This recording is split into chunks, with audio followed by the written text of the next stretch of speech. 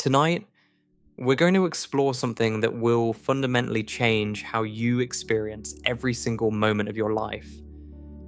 We're going to discover why space and time aren't two separate things at all. They're one unified fabric, and you're moving through it right now. Here's what most people don't realize. When you sit perfectly still, you're actually hurtling through time at an incredible rate. And when you start moving through space, something bizarre happens. You start moving through time more slowly. Not metaphorically, literally. Your clocks tick slower. Your atoms age slower. And here's the truly mind-bending part. Two events that happen at exactly the same moment for you might happen at completely different times for someone else. By the end of this journey, you'll never see a clock or a ruler the same way again. Before we dive in, if you enjoy these kinds of explorations into the deepest nature of reality, a quick like or subscribe would really help this channel grow. It's a small thing for you, but it makes a huge difference for me. Now, let's begin. Let's start with something you probably take completely for granted. Space and time. You experience them every single day of your life. You move through space when you walk across a room. You move through time as the minutes tick by. These seem like two completely different things. Space is where things are. Time is when things happen. One is measured with rulers, the other is measured with clocks. They seem utterly distinct, as different as apples and oranges, as different as color and sound. This intuition runs deep. It's not just a casual assumption you picked up somewhere. It's wired into how your brain processes reality. When you plan to meet a friend, you specify both where and when. Let's meet at the coffee shop at 3 o'clock. The where and the when are separate pieces of information. You could change one without changing the other.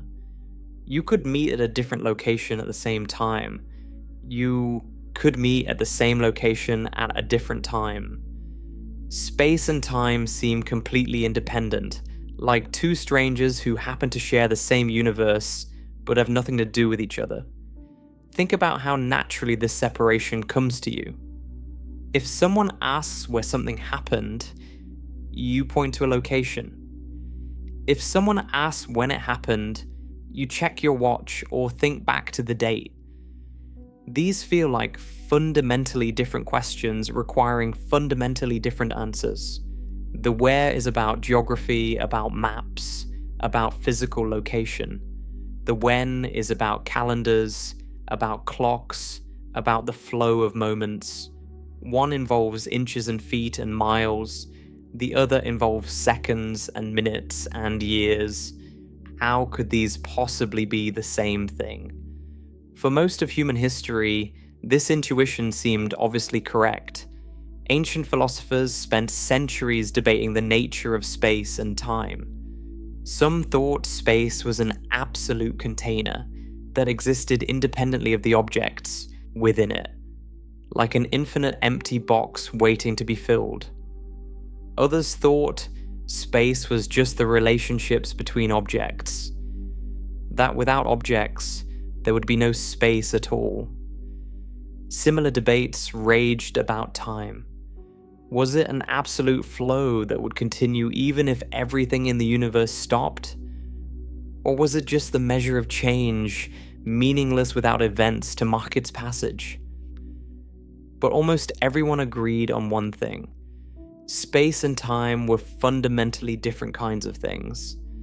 Whatever space was, it wasn't time. Whatever time was, it wasn't space. They might coexist. They might interact in some ways. But they were distinct categories of existence, as different as matter and energy seemed to be before Einstein showed those were connected too. Then came Isaac Newton. Newton didn't just study physics, he essentially invented it as a rigorous mathematical science. In 1687, Newton published a work called the Principia, short for Mathematical Principles of Natural Philosophy. This book laid out a vision of the universe that would dominate physics for more than 2 centuries. It explained how objects move, how forces work, how gravity reaches across space to hold the solar system together. The Principia is arguably the most influential scientific book ever written. In Newton's universe, space was absolute. It existed as an infinite, unchanging stage upon which all events took place. Space was the same everywhere and at all times. It didn't care what was happening within it. You could imagine it as an enormous 3-dimensional grid extending infinitely in all directions, with every point labeled by 3 coordinates. This grid existed whether or not anything occupied it. It was the backdrop of reality itself. Time, similarly, was absolute.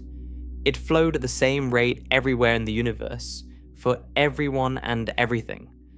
Newton wrote that absolute, true, and mathematical time, of itself and from its own nature, flows equably without relation to anything external. Let me translate that from 17th century language. Newton was saying there was a universal clock ticking away somewhere, and this clock defined the true time for the entire universe. Every event happened at a specific tick of this cosmic clock, and everyone would agree on which tick it was.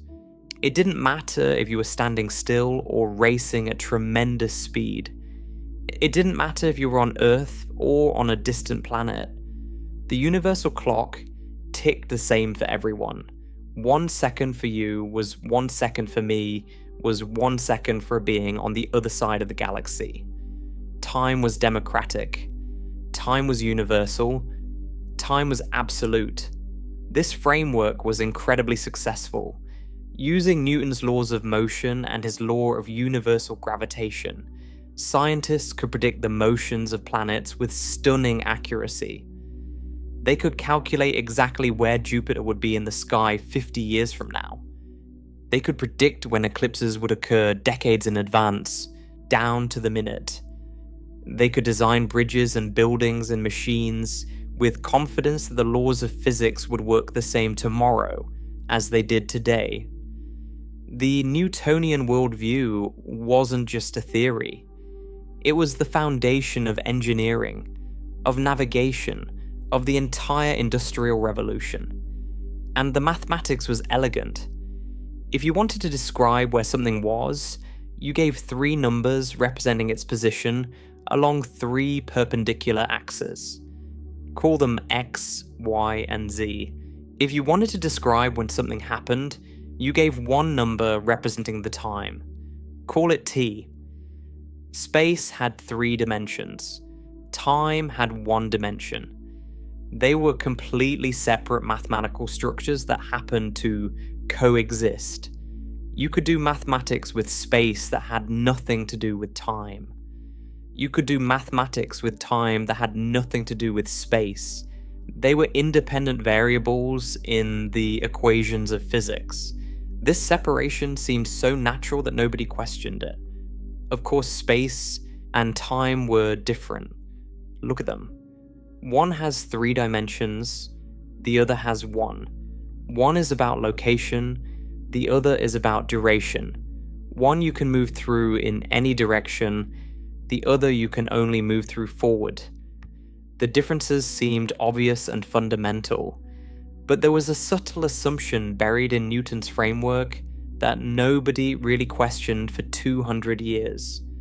The assumption was that measurements of space and time were the same for everyone, regardless of how they were moving.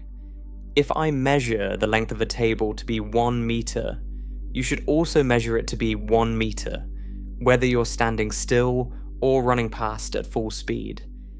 If I measure 2 events as happening at the same time, you should also measure them as happening at the same time.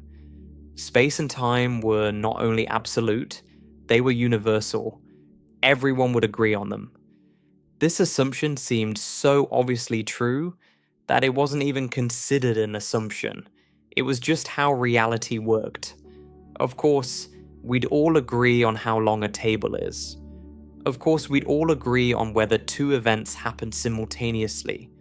What else could possibly be the case? The alternative seemed absurd, or so everyone thought. The first cracks in the Newtonian worldview appeared in the 19th century, and they came from an unexpected direction. They didn't come from studying gravity or mechanics, they came from the study of light. In the mid-1800s, a Scottish physicist named James Clerk Maxwell achieved one of the greatest unifications in the history of science. At the time, electricity and magnetism seemed like two separate phenomena. Electric charges attracted and repelled each other. Magnets had north and south poles that attracted and repelled. There were some connections between them, but they seemed like cousins rather than twins. Maxwell showed they were actually the same thing. He took the seemingly separate phenomena of electricity and magnetism and demonstrated they were two aspects of the same underlying force. His work culminated in what we now call Maxwell's equations, a set of 4 elegant mathematical statements that described how electric and magnetic fields interact and propagate. These equations unified electricity and magnetism into a single framework called electromagnetism. But Maxwell's equations contained a surprise. When Maxwell analyzed how electromagnetic waves would travel through space, his equations predicted a specific speed. This speed wasn't something Maxwell put in by hand. It emerged naturally from the equations themselves, calculated from fundamental constants of electricity and magnetism. When Maxwell worked out the number, he got approximately 300,000 kilometers per second. This was remarkable. Scientists had already measured the speed of light using various experimental techniques, and it was approximately 300,000 kilometers per second. The match was too close to be a coincidence. Maxwell immediately realized what this meant. Light was an electromagnetic wave. The speed of light wasn't some arbitrary number that happened to describe how fast light traveled. It was a fundamental constant of electromagnetism, built into the very equations that governed electric and magnetic fields. This was a triumph. Maxwell had explained what light actually is. Light is a ripple in electromagnetic fields, a wave of electric and magnetic energy propagating through space. Different colors are just different wavelengths of the same electromagnetic phenomenon. Visible light, radio waves, X-rays, all of these are electromagnetic waves, differing only in their wavelength and frequency. But this triumph created a puzzle that would eventually bring down Newton's entire framework. A speed is always a speed relative to something. This seems obvious when you think about everyday examples. When you say a car is traveling at 100 kilometers per hour, you mean 100 kilometers per hour relative to the road. If you're in another car traveling at 80 kilometers per hour in the same direction, the first car seems to be going only 20 kilometers per hour relative to you. If you're traveling toward each other, each at 100 kilometers per hour, you approach each other at 200 kilometers per hour relative to each other.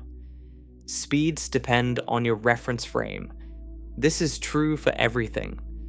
A bullet fired from a moving train has a different speed relative to the ground than relative to the train.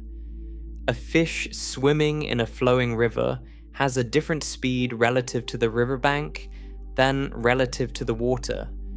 There's no such thing as an absolute speed. Speed is always relative to something.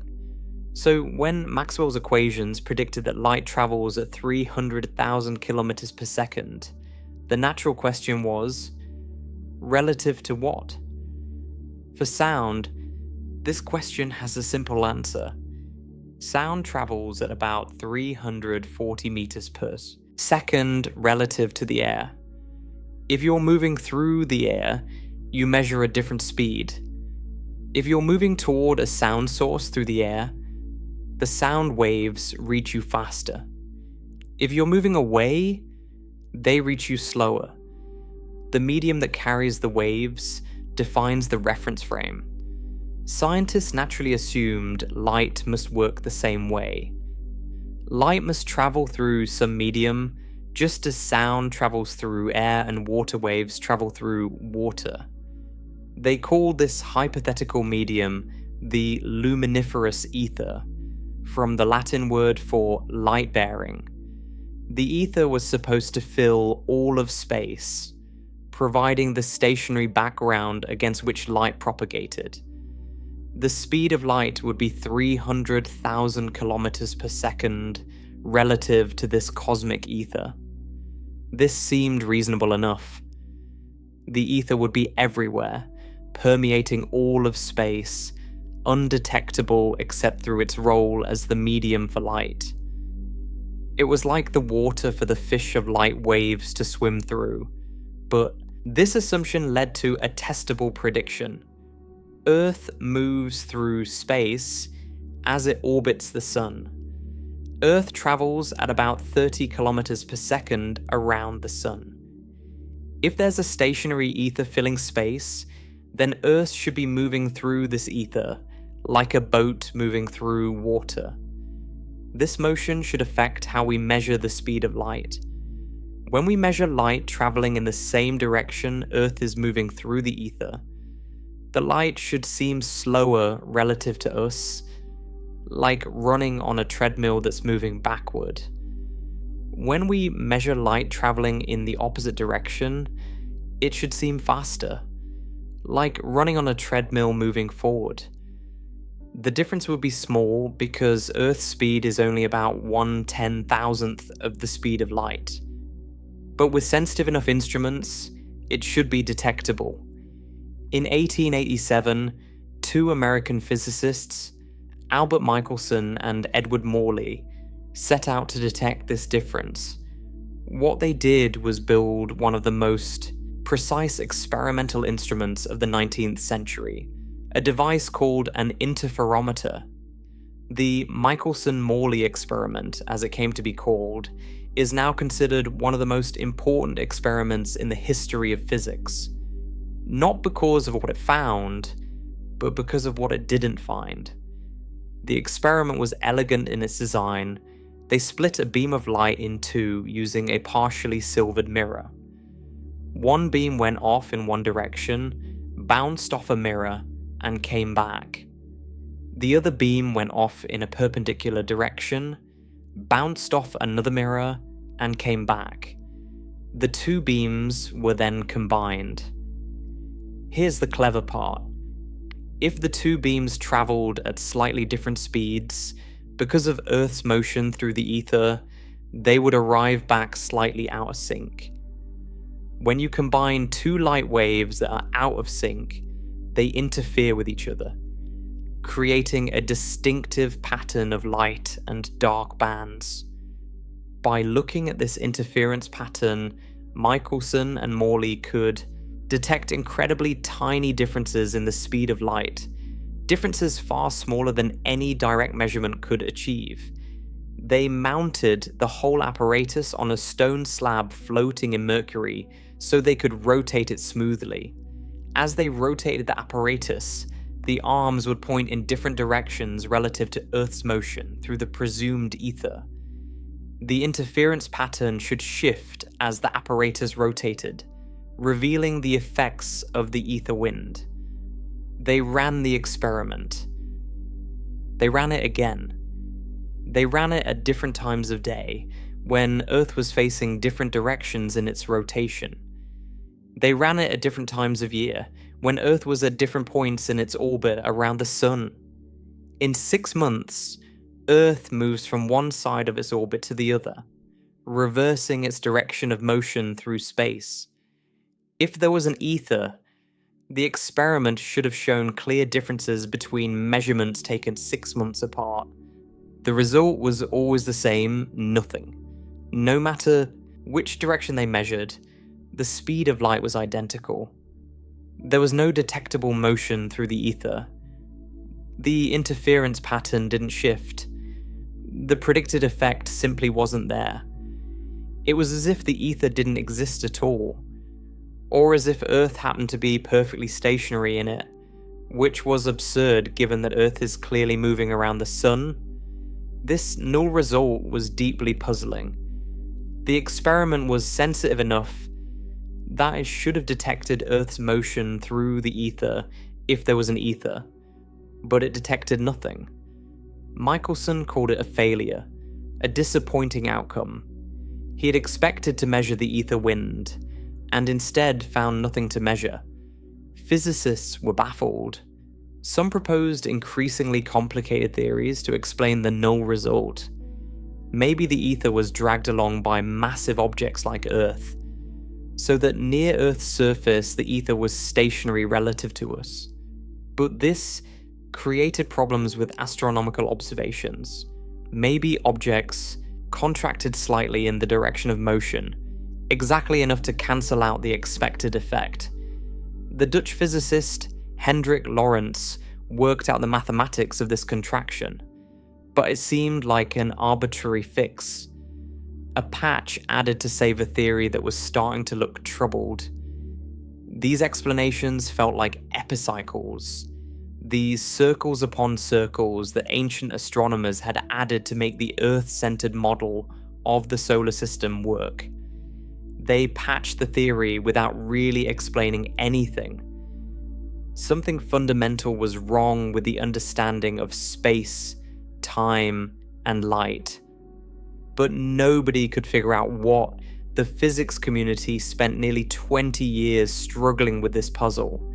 Papers were written, conferences were held, elaborate theories were proposed and debated. But nothing fully resolved the contradiction between Maxwell's electromagnetic theory, which seemed rock solid, and the null result of the Michelson-Morley experiment, which seemed undeniable. Then came Albert Einstein. In 1905, a 26-year-old patent clerk in Bern, Switzerland, published a paper that would completely revolutionize our understanding of reality. Einstein worked at the Swiss Patent Office examining patent applications for electromagnetic devices. Physics was his passion, but he hadn't been able to get an academic job after graduating from university. So he did physics in his spare time, thinking deeply about problems that had puzzled the greatest minds in the field.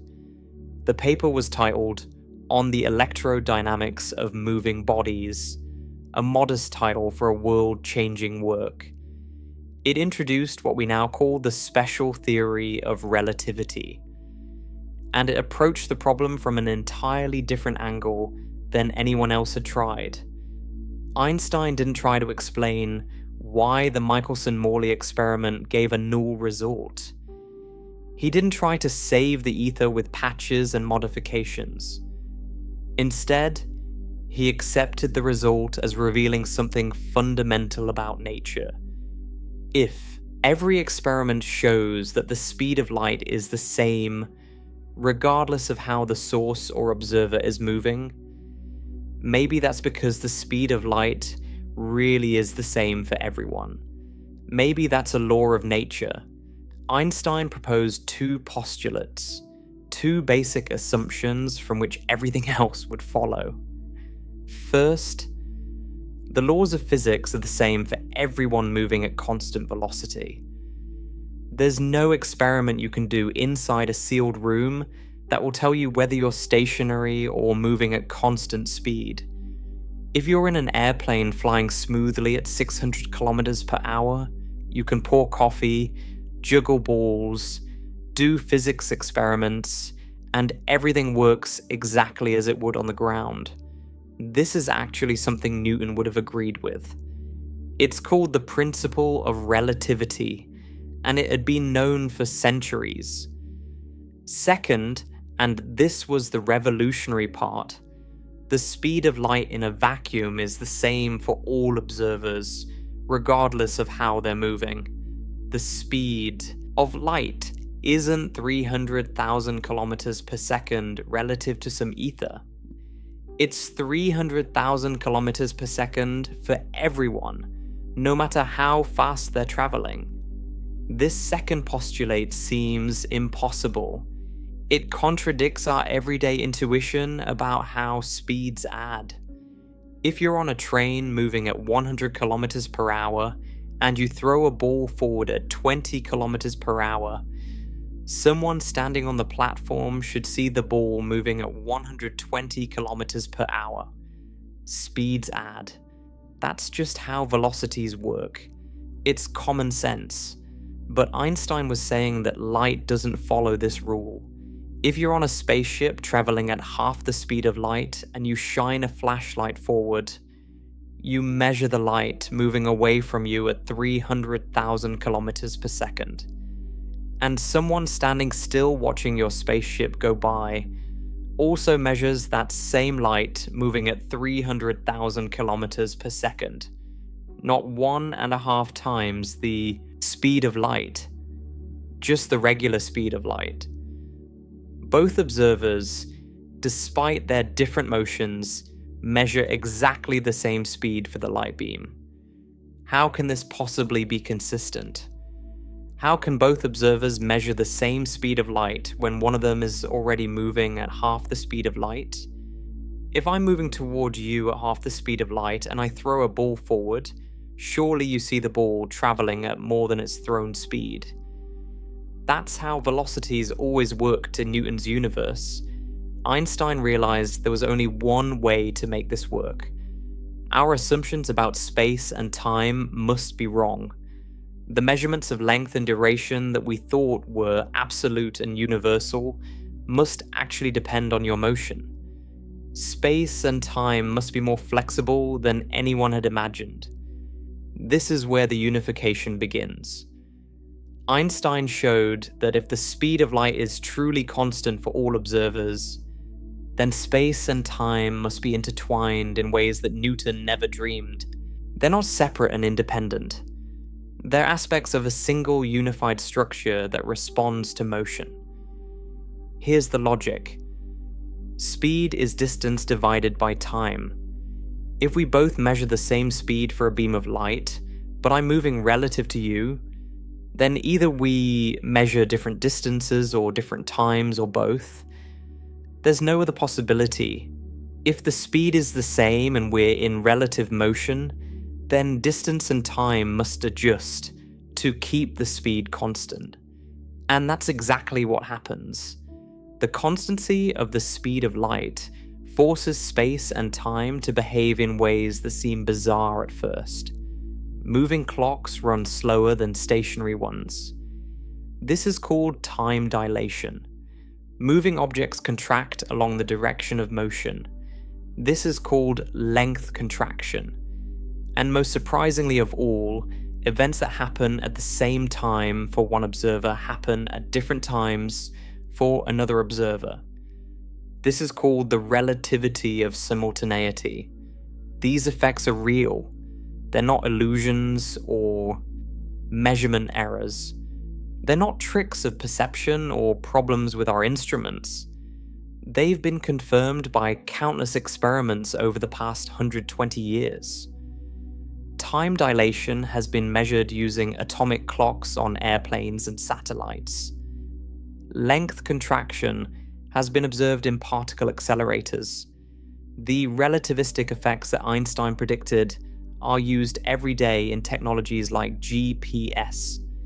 If GPS satellites didn't account for relativistic time dilation, your position would drift by kilometers within a single day. Every time you use the navigation on your phone, you're relying on corrections that Einstein's theory predicted. The unification of space and time isn't abstract philosophy. It's engineering reality. The Newtonian world of absolute space and absolute time was an approximation. A very good approximation for everyday speeds and distances. When you're driving your car or throwing a ball or building a bridge, Newton's physics works perfectly. The relativistic effects are so tiny at these speeds that they're completely undetectable. But as speeds approach the speed of light, as precision becomes extreme, the approximation breaks down. Newton was wrong, but he was wrong in a way that only matters at extremes far beyond everyday experience. The true nature of reality is stranger and more beautiful than Newton could have known. Space and time are not separate things. They are one thing, one fabric, one unified structure that we now call space-time. And understanding this changes everything about how we see the universe. The speed of light isn't just a speed. It's a fundamental constant that defines the relationship between space and time. It's the exchange rate between distance and duration. It tells us how much space equals how much time. And because this exchange rate is finite, because light doesn't travel infinitely fast, space and time are forever linked. In Newton's universe, you could imagine separating space from time completely. You could talk about all of space at one instant of time. Everyone would agree on what that meant, but in Einstein's universe, you can't cleanly separate them. What counts as one instant of time depends on how you're moving. Space and time are mixed together, and different observers mix them differently. This was the beginning of the revolution, but we've only scratched the surface. In the next part, we'll explore exactly how motion causes time to slow down, why moving objects shrink, and why two events that happen simultaneously for you might happen at completely different times for someone else. These consequences of Einstein's postulates are counterintuitive, almost unbelievable, but they're true. And understanding them is essential to understanding why space and time aren't separate things at all. Now let's explore exactly how Einstein's two postulates lead to the unification of space and time. Because once you accept that the speed of light is the same for everyone, something remarkable happens. You're forced to conclude that time itself flows at different rates for different observers. Not metaphorically, not as some kind of illusion, actually, physically, literally different rates.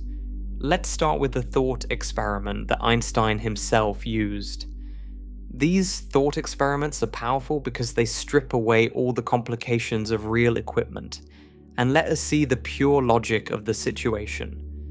Imagine you're standing in a train station and a train is moving past you at tremendous speed. Not a normal train speed, but something approaching a significant fraction of the speed of light. On this train, there's a special kind of clock, a light clock. This clock works by bouncing a pulse of light between two mirrors, one on the floor of the train and one on the ceiling. Each time the light completes a round trip, bouncing from one mirror to the other and back, the clock ticks. It's the simplest clock you can imagine. Light goes up, light goes down, tick. Light goes up, light goes down, tick. For someone riding on the train, this is a perfectly ordinary clock. The light goes straight up, bounces off the ceiling mirror, comes straight back down, bounces off the floor mirror, and repeats. The path of the light is perfectly vertical. The distance the light travels is just twice the height between the mirrors.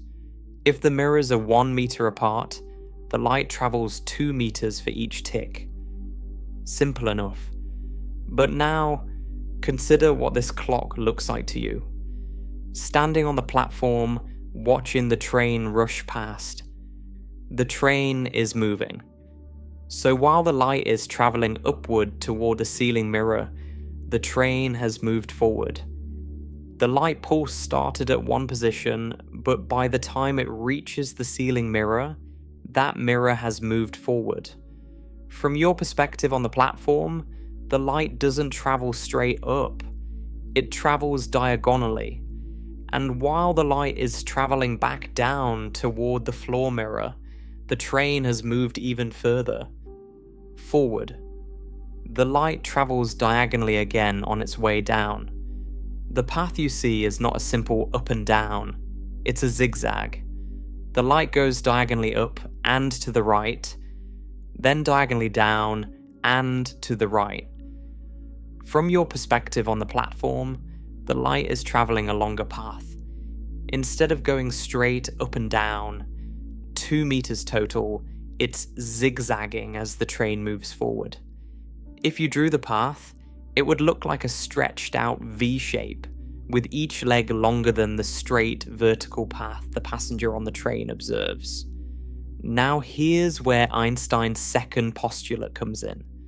The speed of light is the same for everyone. You measure light traveling at 300,000 kilometers per second. The person on the train also measures light traveling at 300,000 kilometers per second. The speed of light doesn't care who's measuring it or how fast they're moving. It's always the same. This is the key insight. This is what makes everything else follow. But if the light is traveling at the same speed for both observers, and you see the light traveling a longer diagonal path, then something has to give. Distance equals speed times time. If the speed is the same but the distance is greater, then the time must be greater. The light takes longer to complete each tick of the clock when you're watching from the platform than when the person on the train is watching. This means the clock runs slower for you than it does for the person on the train. Not because there's something wrong with the clock, not because the mechanics are somehow impaired. Time itself is passing more slowly on the moving train, as measured by you on the platform. This is called time dilation, and it applies to all clocks. The light clock is just a convenient example because it makes the geometry obvious, but every clock, whether it uses light, springs, quartz crystals, or atomic vibrations, shows exactly the same slowdown when moving. It has to. Otherwise, you could use one type of clock to detect absolute motion, which would violate the first postulate. And it's not just artificial clocks. Biological clocks are affected too. If someone is moving relative to you at high speed, their heart beats slower from your perspective. Their neurons fire slower. Their thoughts happen slower. They age slower. From your perspective, time is literally passing more slowly for them. Every process, chemical, biological, mechanical, is slowed down by the same factor. Let me give you the actual numbers because the mathematics here is precise and the predictions are exact. The amount of time dilation depends on how fast someone is moving relative to you. The formula involves what physicists call the Lorentz factor, named after Hendrik Lorentz, who discovered it before Einstein gave it a physical interpretation. At everyday speeds, the effect is incredibly tiny. If you're driving at 100 kilometers per hour, time for you is passing slower by about 1 part in 10 trillion. That's so small, it's essentially zero. You could drive your entire life and the accumulated time dilation would be less than 1/1000th of a second. No wonder nobody noticed this before Einstein. But as speeds get closer to the speed of light, the effect becomes significant. At 10% of the speed of light, which is about 30,000 kilometers per second, time passes about 0.5% slower. Still small, but starting to be measurable with precise instruments. At 50% of the speed of light, 150,000 kilometers per second, time passes about 15% slower. Now we're talking about effects that would be noticeable. At 90% of the speed of light, time passes at less than half the rate. A clock moving at 90% of light speed ticks only about 44 times for every 100 ticks of a stationary clock. At 99% of the speed of light, time passes about 7 times slower. Your moving clock ticks only 14 times, while my stationary clock ticks 100 times. At 99.9%, time passes about 22 times slower. And as you approach infinitely close to the speed of light, the time dilation becomes infinite. At the speed of light itself, if you could reach it, time would stop completely. A photon experiences no passage of time at all. We'll explore why this is and what it really means when we examine the geometry of space-time. This has been measured experimentally many times with extraordinary precision. In one famous experiment in 1971, physicists Joseph Hafele and Richard Keating put extremely accurate cesium atomic clocks on commercial airplanes and flew them around the world. These atomic clocks were accurate to within nanoseconds over many days. When the clocks came back, they had gained or lost a few hundred nanoseconds compared to identical clocks that stayed on the ground. The results matched Einstein's predictions exactly. They even confirmed a subtle point. The clocks flying eastward, in the same direction Earth rotates, experienced more time dilation than clocks flying westward, against Earth's rotation. This is because the eastward flying clocks were moving faster relative to the Earth's center, while the westward flying clocks were partially cancelling Earth's rotation. The experiment confirmed both special relativistic time dilation and a separate effect from general relativity involving gravity that we'll discuss later. Particle accelerators provide even more dramatic confirmation.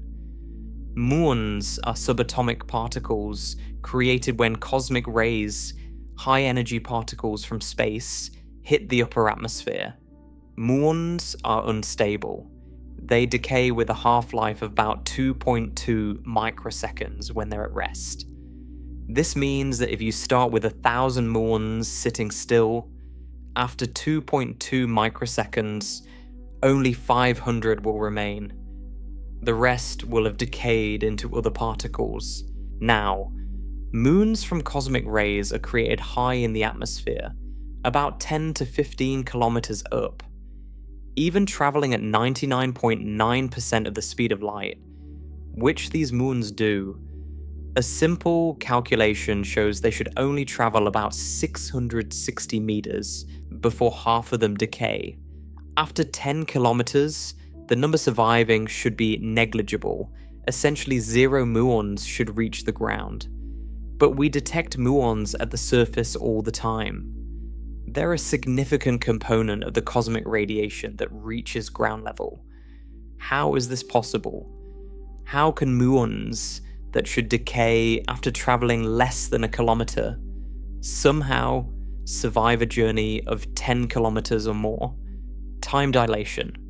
The muons are traveling so close to the speed of light that time passes much more slowly for them. At 99.9% of light speed, time is dilated by a factor of about 22. From the muon's perspective, only about 1/10 of a microsecond passes during what we see as a journey of several microseconds. The muon doesn't experience enough time to decay. From our perspective, the muon's internal clock is running slow, so it survives long enough to reach us. This is not a theoretical prediction. It's observed fact. Physicists have measured muon flux at various altitudes and confirmed that the number of muons surviving matches exactly what time dilation predicts. Time dilation is real. Moving clocks really do run slow. But time dilation is only half the story.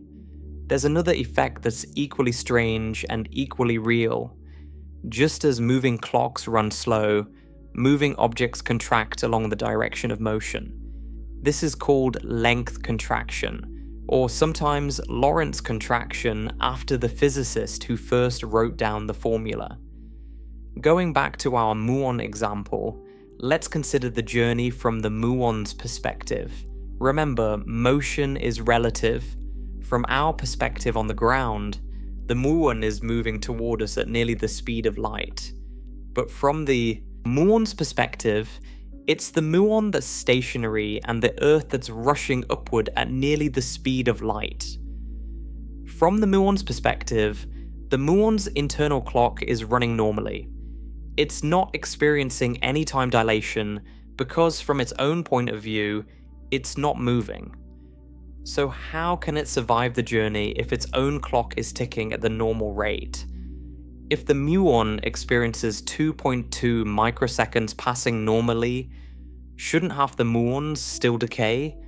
The answer is that from the muon's perspective, the distance from the upper atmosphere to the ground is contracted. The Earth is rushing toward the muon at nearly the speed of light, and moving objects are contracted along the direction of motion. The 10-kilometer distance that we measure shrinks to just a few hundred meters from the muon's point of view. The muon doesn't have far to travel, so it survives. Both descriptions are equally valid. From our perspective, the muon's clock runs slow, so it has time to reach us. From the muon's perspective, the distance is shorter, so it doesn't take long to get here. Both effects are real, and they give exactly consistent predictions. The muon survives in both descriptions. This is a crucial consistency check. If time dilation and length contraction gave different predictions about whether the muon survives, something would be wrong with the theory. But they agree perfectly. This is deeply strange. Length is not absolute. A ruler that's 1 meter long when it's stationary becomes shorter when it's moving. And the faster it moves, the shorter it gets, but only along the direction of motion. The ruler doesn't shrink in all directions, just along the direction it's traveling. At 99% of the speed of light, a 1 meter ruler contracts to about 14 centimeters along its direction of motion. The ruler would look squashed, compressed into a fraction of its rest length. At 99.9% of light speed, it contracts to about 4.5 centimeters. At 99.99%, it's less than 1.5 centimeters. This isn't some kind of optical illusion. It's not that the ruler looks shorter because of how the light reaches your eyes. The ruler really is shorter in a fundamental physical sense. If you tried to fit the contracted ruler through a slot that was 20 centimeters wide, it would fit. At rest, the 1 meter ruler obviously wouldn't fit, but moving at 99% of light speed, contracted to 14 centimeters, it would pass right through. Here's something even stranger. The contraction is mutual. If I see your ruler as contracted because you're moving relative to me, you see my ruler as contracted by the same factor. We each see the other's rulers as shorter than our own. This seems contradictory until you remember that we're also disagreeing about simultaneity, about which events happen at the same time. The question of how long a ruler is depends on measuring where both ends are at the same time. And if we disagree about what same time means, we can consistently disagree about lengths. But here's what's perhaps the most counterintuitive consequence of special relativity. It's not just that clocks run slow and rulers contract. It's that simultaneity itself is relative. The very notion of two events happening at the same time depends on who's asking. Consider what it means for two events to happen at the same time. In Newton's universe, this was straightforward. There was a universal clock, and two events happened at the same time if they happened at the same tick of that cosmic clock. Everyone would agree because everyone shared the same universal time. But Einstein showed that this isn't how reality works. Two events that happen at the same time for one observer can happen at different times for another observer moving relative to the first. There's no absolute fact of the matter about whether two events are simultaneous. Let me illustrate this with another thought experiment, often called the train and platform thought experiment. It's become a classic way to demonstrate the relativity of simultaneity. Imagine you're standing on a platform at a train station. A very long train is passing through at tremendous speed. Let's say half the speed of light. At the exact moment when the center of the train passes you, two lightning bolts strike. One strikes the front of the train, and one strikes the back of the train. These strikes leave burn marks, both on the train and on the platform, so we can verify exactly where they hit. From your perspective on the platform, these two strikes happen at exactly the same time. You're equidistant from both strikes. You stand at the midpoint. The light from both strikes travels at the same speed and covers the same distance to reach you. So you receive the light from both strikes at the same moment. Since the light traveled equal distances at equal speeds and arrived together, the strikes must have happened simultaneously. They happened at the same instant. Now consider what the person standing in the center of the train observes. They're also equidistant from the two strikes, or at least they were at the moment the strikes happened. But remember, the train is moving forward at high speed. After the lightning strikes, the person in the center of the train is moving toward where the front strike happened and away from where the back strike happened. The light from both strikes is heading toward the person on the train, but the person is rushing toward the light from the front strike and running away from the light from the back strike. The light from the front strike has a shorter distance to travel to reach them because they're moving toward it. The light from the back strike has a longer distance to travel because they're moving away from it. Since the speed of light is the same in all directions, 300,000 kilometers per second for everyone, and the light from the front strike has less distance to cover, the front strike light reaches the person on the train first. The person on the train sees the front lightning strike before the back lightning strike. Now, the person on the train is not foolish. They know that light takes time to travel. They know that seeing something isn't the same as it happening. So they calculate. They figure out that the light from the front strike had less distance to travel. But they measure light always traveling at the same speed. If the front light arrived first despite leaving at the same time as the back light, the front strike must have happened earlier.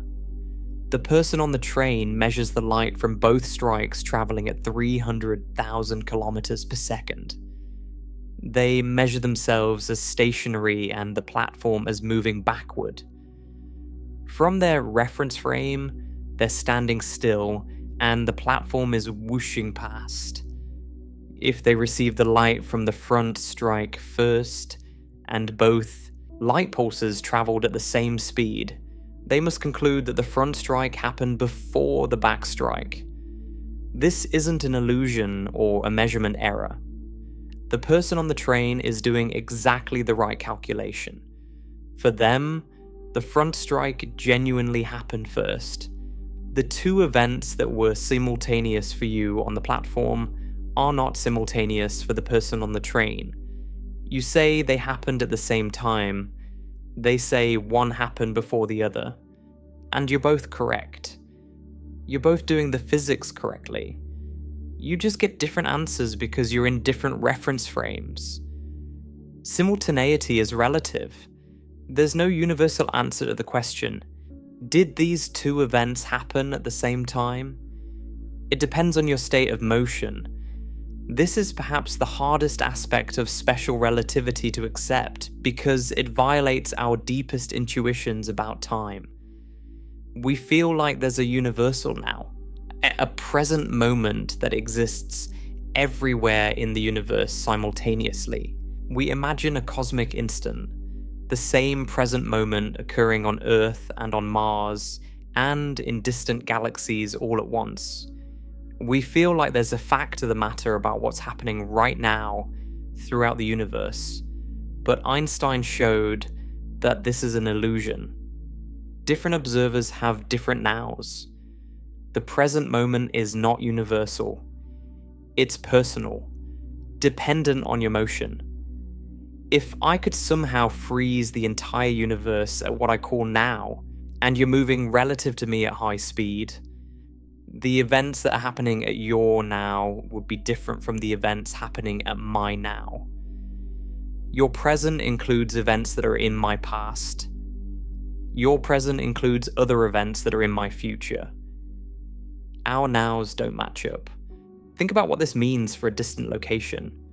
Consider a galaxy 10 million light years away. Right now, by your definition of now, certain events are happening in that galaxy.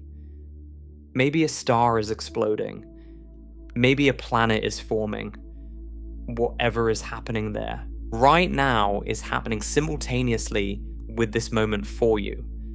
But for someone moving relative to you at high speed, the events in that distant galaxy that are simultaneous with this moment are different. If they're moving toward the galaxy, their now includes events that are in your future for that galaxy. Events that haven't happened yet in your timeline are happening now in theirs. If they're moving away from the galaxy, their now includes events from your past. Events that already happened in your timeline are still in their present. The further away something is, the more different observers can disagree about what's happening there now. For events happening on the other side of the galaxy, different observers can disagree about which events are simultaneous with this moment by thousands of years. Their present includes events that are millennia in your future or millennia in your past. This is not science fiction. This is the actual structure of reality as revealed by experiment after experiment over more than a century. Every test of special relativity has confirmed these predictions. The relativity of simultaneity is as well established as any fact in physics. This doesn't mean that time is arbitrary or that anything goes. There are still strict rules. Cause and effect are preserved. If event A causes event B, if there's a physical connection where A influences B, then everyone agrees that A happened before B. No observer can see effects before their causes. The ordering of events that are causally connected is the same for everyone. Here's why. For A to cause B, some physical influence must travel from A to B. This influence can't travel faster than light. So B must be at least as far away in time from A as light would take to travel the spatial distance between them. Events that are causally connected are separated by what physicists call a time-like interval. For such events, everyone agrees on the ordering, cause always precedes effect. But for events that are not causally connected, events that are too far apart in space for light to travel between them during the time interval separating them, different observers can disagree about which happened first. These events are separated by what physicists call a space-like interval. No physical influence could travel from one to the other. No information could be exchanged between them.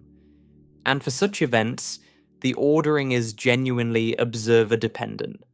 The implications are profound.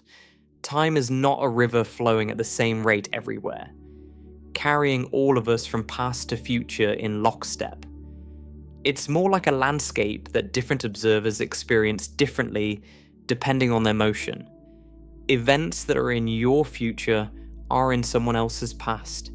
Events that are in your past are in someone else's future. And it's not that one of you is right and the other is wrong. You're both right. Simultaneity is truly fundamentally relative. This might seem to imply some kind of determinism.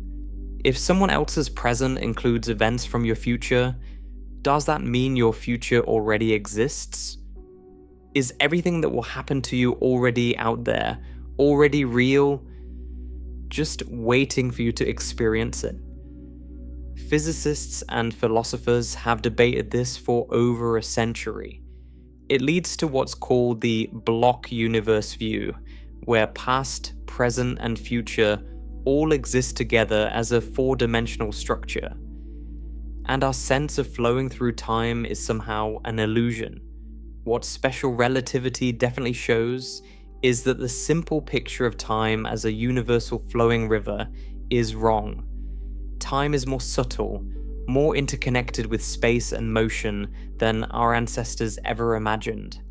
The neat separation between past, present, and future that we take for granted is not built into the structure of reality. And this is exactly why space and time cannot be treated as separate things. The amount of time between two events depends on your motion through space. If you're moving quickly, you measure less time passing between events. The amount of space between two events depends on how you're moving through time. Different observers measure different spatial distances. They're entangled. They're interconnected. They're aspects of a single underlying reality. Think about what we've established. Moving clocks run slow. This means time is affected by motion through space. Moving rulers contract. This means space is affected by motion. Different observers disagree about simultaneity, about what's happening right now in distant places. This means the boundary between past, present, and future depends on your spatial motion. You can't cleanly separate space from time. They're mixed together. A change in your motion affects how you experience both. The distinction between a spatial interval and a temporal interval depends on who's measuring. The correct way to describe the universe is not with 3 dimensions of space and a separate dimension of time. The correct description uses 4 dimensions that are mixed together. We call this unified structure space-time. In space-time, what one observer calls purely a time interval, another observer calls a mixture of time and space intervals. What one observer calls purely a spatial distance, another observer calls a mixture of distance and time difference. Consider 2 events. Say a firecracker explodes at one location and time, and another firecracker explodes at a different location and time. You might measure these events as separated by 1 kilometer of space and 0 seconds of time, meaning they happen simultaneously at different locations. But someone moving relative to you would disagree. They would measure a different spatial separation and a different time separation. Neither of you is wrong. You're just slicing up space-time differently. Space and time are not separate. They're projections of a deeper 4-dimensional reality onto the 3-dimensional space and 1-dimensional time that each observer experiences. It's like how a shadow is a 2-dimensional projection of a 3-dimensional object. The shadow changes depending on the angle of the light. Different angles give different shadows, but they're all projections of the same object. Similarly, what you call space and what you call time are projections of 4-dimensional space-time. Different observers, moving differently, make different projections. They slice space-time into space and time at different angles, and that's why they disagree about lengths and durations and simultaneity. They're not disagreeing about reality. They're just experiencing different slices of the same 4-dimensional reality. This unification of space and time was made mathematically precise by Hermann Minkowski, a mathematician who had actually been one of Einstein's teachers. In 1908, just 3 years after Einstein's paper, Minkowski gave a famous lecture in which he declared that henceforth, space by itself and time by itself are doomed to fade away into mere shadows. Only a kind of union of the two will preserve an independent reality. This was a profound statement. Minkowski was saying that the true reality isn't space. The true reality isn't time. The true reality is space-time, the unified four-dimensional fabric from which each observer extracts their own experience of space and time. Einstein was initially skeptical of Minkowski's geometric approach. He called it superfluous learnedness, but he came to appreciate its power, and when Einstein later developed general relativity, Minkowski's geometric framework was essential. The idea that space-time is a unified geometric entity turned out to be the key to understanding gravity itself. So where does this leave us? We started with Newton's universe, where space was absolute and time was absolute, and everyone agreed on both. We saw how the study of light led to contradictions. We saw how Einstein resolved these contradictions by accepting that the speed of light is truly constant for everyone. From that single postulate, everything else follows. If the speed of light is constant, then time must dilate for moving observers. If time dilates, then lengths must contract for consistency. If lengths contract and time dilates, then simultaneity must be relative. And if simultaneity is relative, then space and time cannot be separate things. They must be aspects of a single, unified structure. This isn't just mathematics or philosophy. It's physical reality. It's tested every day in particle accelerators, where muons live longer than they should. It's tested in GPS satellites, whose clocks must be corrected for relativistic effects. It's tested in the atomic clocks we use to define the second. Every test confirms Einstein. Every experiment supports the unity of space-time. When you move through space, you affect how you move through time. When you move through time, it affects how you experience space. They're not separate. They never were separate. Our intuition that they're different things comes from living at slow speeds, where the effects are too tiny to notice, but the effects are always there. And at high speeds, at the speeds that matter in fundamental physics, the unity of space-time becomes impossible to ignore. This union is space-time, and once you see it, you can never see space and time as separate again. They are one fabric, one reality, one geometric structure that we slice up differently depending on our motion. The question isn't whether space and time are connected. The question is why we ever thought they weren't. Now let's go deeper into this unified structure that we call space-time. Because understanding space-time isn't just about knowing that space and time are connected. It's about seeing how they form a single geometric fabric with its own rules and its own invariants. And once you understand this geometry, you'll see why the speed of light isn't just a speed limit. It's built into the very structure of reality. In Newton's universe, there were absolute quantities that everyone agreed on. The distance between 2 points in space was the same for everyone. If I measured the distance from New York to Los Angeles as about 3,900 kilometers, you would measure the same distance regardless of how fast you were moving. Similarly, the duration between two moments in time was the same for everyone. If I said two events were separated by 5 seconds, you would agree these were the invariants, the quantities that didn't change depending on your perspective or your motion. In Einstein's universe, neither distance nor duration is invariant by itself.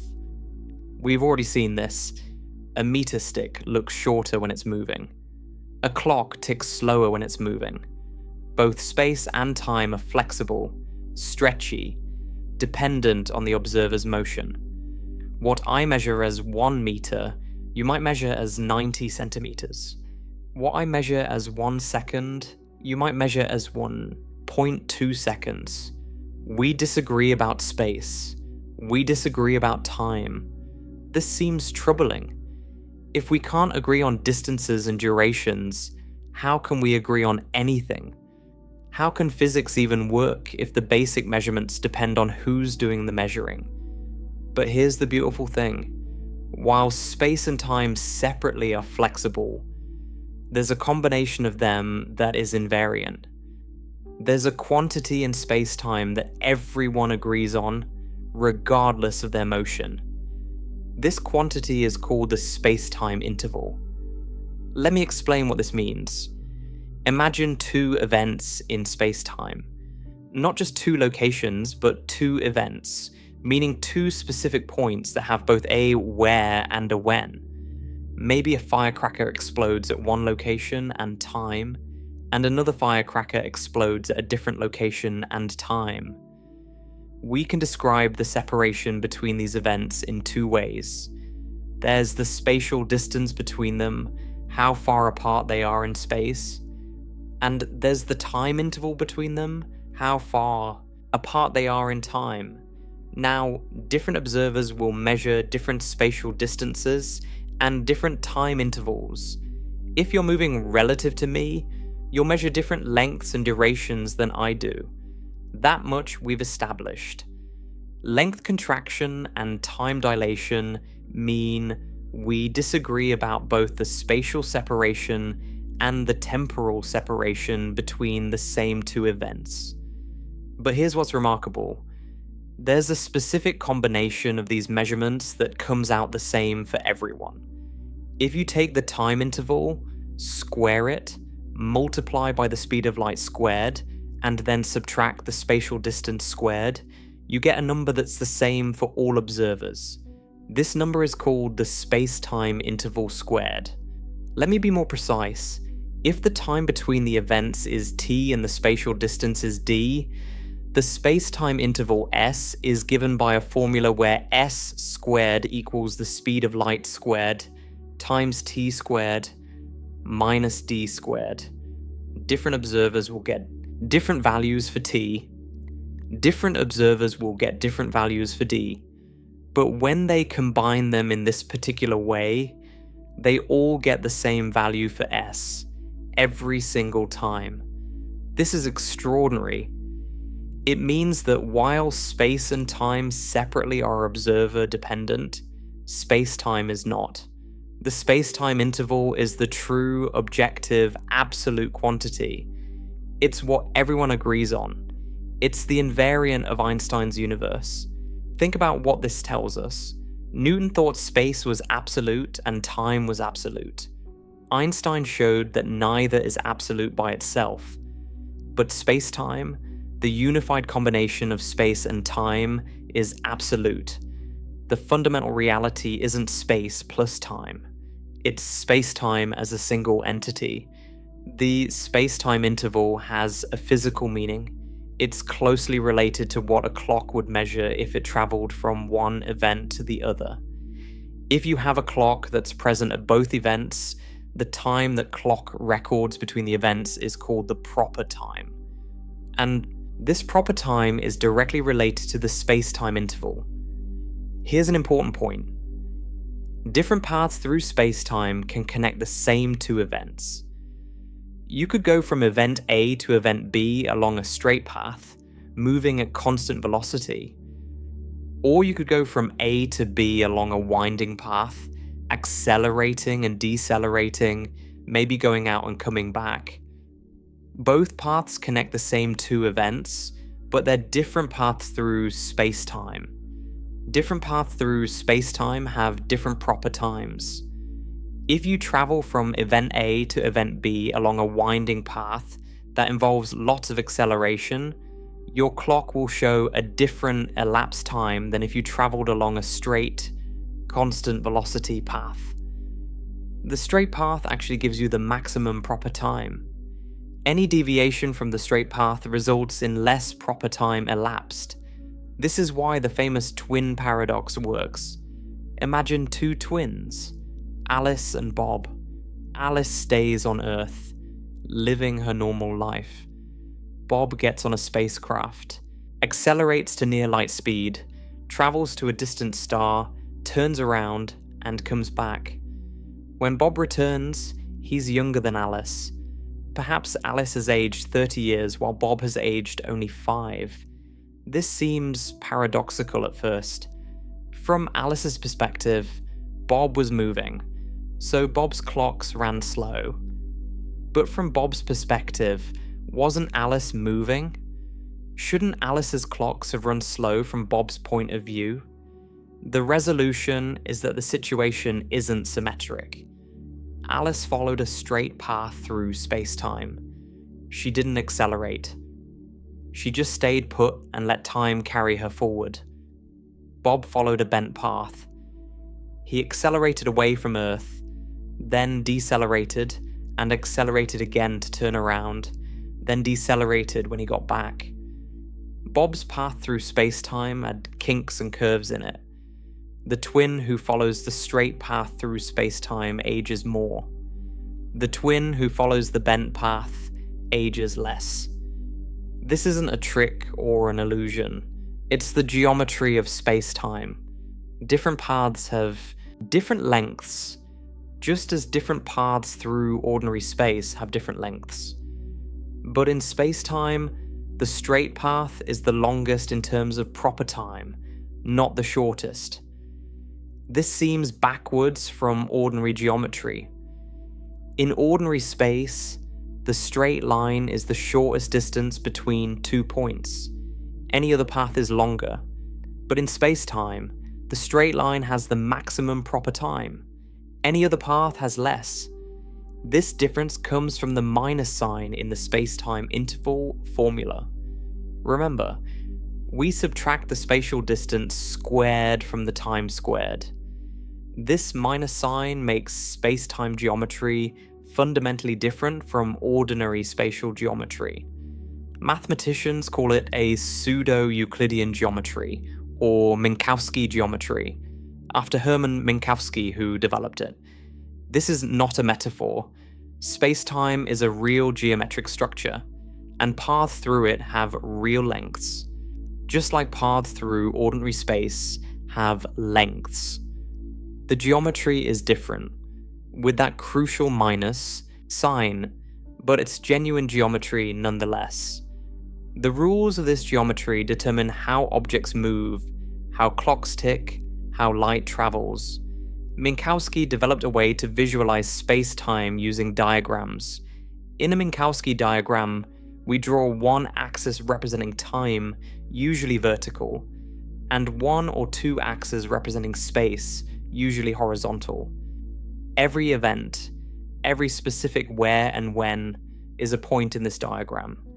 The history of an object, its entire journey through space and time, is a line in this diagram. We call this line a world line. If an object is sitting still in space, it's still moving through time. Its world line is a vertical line, going straight up as time passes. If an object is moving through space at constant velocity, its world line is a tilted line. The faster it moves through space, the more tilted the line is from vertical. If an object accelerates, its world line curves. Your entire life, from birth to death, is a world line in space-time. Every moment you've experienced, every place you've been, it's all there. A continuous thread woven through the four-dimensional fabric. The events of your past are points along your world line. The events of your future, whatever they may be, are also points along your world line, yet to be experienced but perhaps already existing in the block of space-time. Light has a special role in these diagrams. Since nothing can travel faster than light, and light always travels at the same speed, light traces out diagonal lines at a specific angle. If we choose our units carefully, measuring space and time in compatible units so that the speed of light equals 1, Light traces out lines at 45 degrees from vertical. These diagonal lines form a structure called the light cone. At any event in space-time, you can draw a light cone. Imagine you're at that event, and you send out a flash of light in all directions. The light expands outward in space as time passes, forming a cone shape if you draw it in the space-time diagram. This is the future light cone. Similarly, you can trace back all the light rays that could have reached you at that event, forming the past light cone. The light cone divides space-time into distinct regions, and this division is crucial for understanding causality. Events inside your future light cone are events that you could possibly affect. You could send a signal traveling at the speed of light or slower that would reach those events. They're in your causal future. Events inside your past light cone are events that could possibly have affected you. A signal from those events, traveling at the speed of light or slower, could have reached you. They're in your causal past.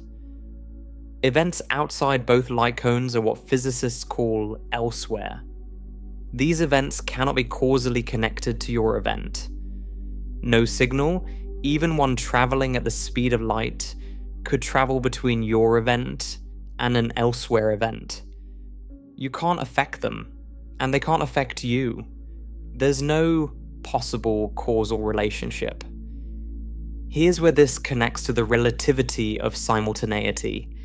Events in your elsewhere region are the events where different observers disagree about timing. For some observers, an elsewhere event is simultaneous with your event. For other observers, it's in your past. For still others, it's in your future.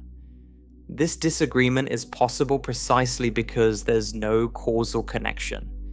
Since no signal can connect the events, there's no physical way to determine which happened first. The ordering is genuinely observer-dependent. But events in your past light cone are in everyone's past. Events in your future light cone are in everyone's future. All observers agree on the causal structure of space-time. They agree on what could possibly cause what. The light cone structure is invariant. This is what protects causality. Even though simultaneity is relative, cause and effect are preserved, because the light cones are absolute. Now, there's something deeply important about how we move through space-time that I want you to understand. This is where the unification of space and time becomes visceral, almost physical. It's the key insight that makes the cosmic speed limit make sense. In everyday life, you think of yourself as stationary when you're sitting still. You're not moving through space, but you are moving through time. The seconds are ticking by. You're getting older. Processes in your body are happening. Thoughts are occurring in your brain. Time is passing for you. In the language of space-time, you have a world line, and that world line is going somewhere. It's climbing up through the time dimension, even if it's not moving through the spatial dimensions. You're always moving through space-time, even when you're sitting perfectly still in space. Here's the incredible insight. You're always moving through space-time at the same total speed. This speed is the speed of light. Wait, if you're sitting still, how can you be moving at the speed of light? That seems impossible. You're not going anywhere. You're just sitting there. The answer is that the speed of light isn't just a speed through space. It's a speed through space-time. And space-time includes time. When you're sitting still in space, all of your motion through space-time is motion through time. You're not moving through the spatial dimensions, so all of your space-time speed goes into the time dimension. You're moving through time at the maximum possible rate. This is what it means to be stationary. You're plunging through time at light speed, with none of that motion diverted into space. Your clock is ticking as fast as possible. You're aging at the maximum rate. Now imagine you start moving through space. You get up and walk across the room. Some of your space-time motion is now going into spatial motion. But your total space-time speed hasn't changed. It's still the speed of light. It's always the speed of light. You can't change your speed through space-time, only how you distribute it between space and time. So if some of your space-time motion is going into space, less of it must be going into time. This is time dilation from a new perspective. When you move through space, you're diverting some of your motion through space-time away from time and into space. Your motion through time slows down. Your clock ticks slower. Let me say that again because it's so important. You're always moving through space-time at the speed of light. You can only choose how to split that motion between space and time. The faster you move through space, the slower you move through time. The relationship is exact. It's determined by the geometry of space-time. At walking speed, only a tiny fraction of your space-time motion goes into spatial motion. Almost all of it still goes into time. The time dilation is unmeasurably small. But at higher speeds, the effect becomes significant. Remember the time dilation effects we discussed earlier? Now you can understand why they happen. At half the speed of light, a substantial fraction of your space-time motion is being diverted into space, leaving less for time. At 90% of light speed, most of your space-time motion has been redirected into spatial motion, which is why your clock runs so dramatically slower. The numbers we explored before emerged directly from this geometry. As you approach the speed of light through space, almost all of your space-time motion goes into space, and almost none goes into time. Your clock almost stops. Time nearly freezes for you. At the speed of light through space, all of your motion would go into space, and none into time. A photon, a particle of light, traveling at the speed of light through space, has no motion left over for time. It experiences no passage of time at all. From a photon's perspective, the moment it's emitted and the moment it's absorbed happen at the same instant, regardless of how many billions of years pass in our frame of reference. Light from a distant galaxy has been traveling for billions of years by our clocks. But from the photon's perspective, no time at all has passed. The emission event in the distant galaxy and the absorption event in your eye are simultaneous for the photon.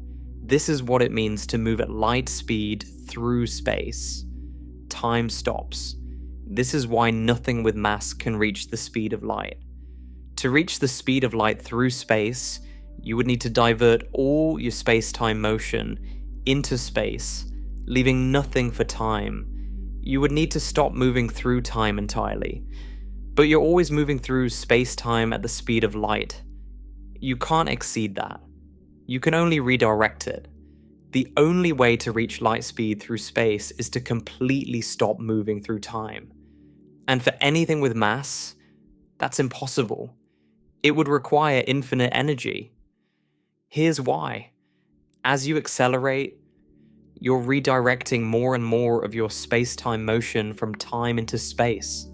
But the geometry of space-time has a peculiar property. As you approach light speed through space, it becomes harder and harder to redirect the remaining time motion into space. The conversion becomes increasingly difficult. This is why particle accelerators need such enormous amounts of energy to accelerate particles to high speeds. The Large Hadron Collider accelerates protons to 99.9999% of the speed of light. Getting from 0 to 90% of light speed takes a certain amount of energy. Getting from 90 to 99% takes much more. Getting from 99 to 99.9% takes even more. Each additional 9 in that number requires roughly 10 times more energy than all the previous acceleration combined. At 99.9999% of light speed, the protons at the Large Hadron Collider are moving through time so slowly that their internal clocks are running about 7,000 times slower than clocks in the laboratory. Almost all of their space-time motion has been diverted into space, but there's still a tiny fraction going into time, and redirecting that last tiny fraction would take infinite energy. This is the cosmic speed limit from a space-time perspective. It's not that there's some arbitrary rule saying you can't go faster than light. It's not a traffic law that the universe somehow enforces. It's that the geometry of space-time makes it mathematically impossible. Space and time are linked in such a way that the faster you move through space, the slower you move through time, and the total is always the same. Light speed through space means zero speed through time. You can't go further than zero.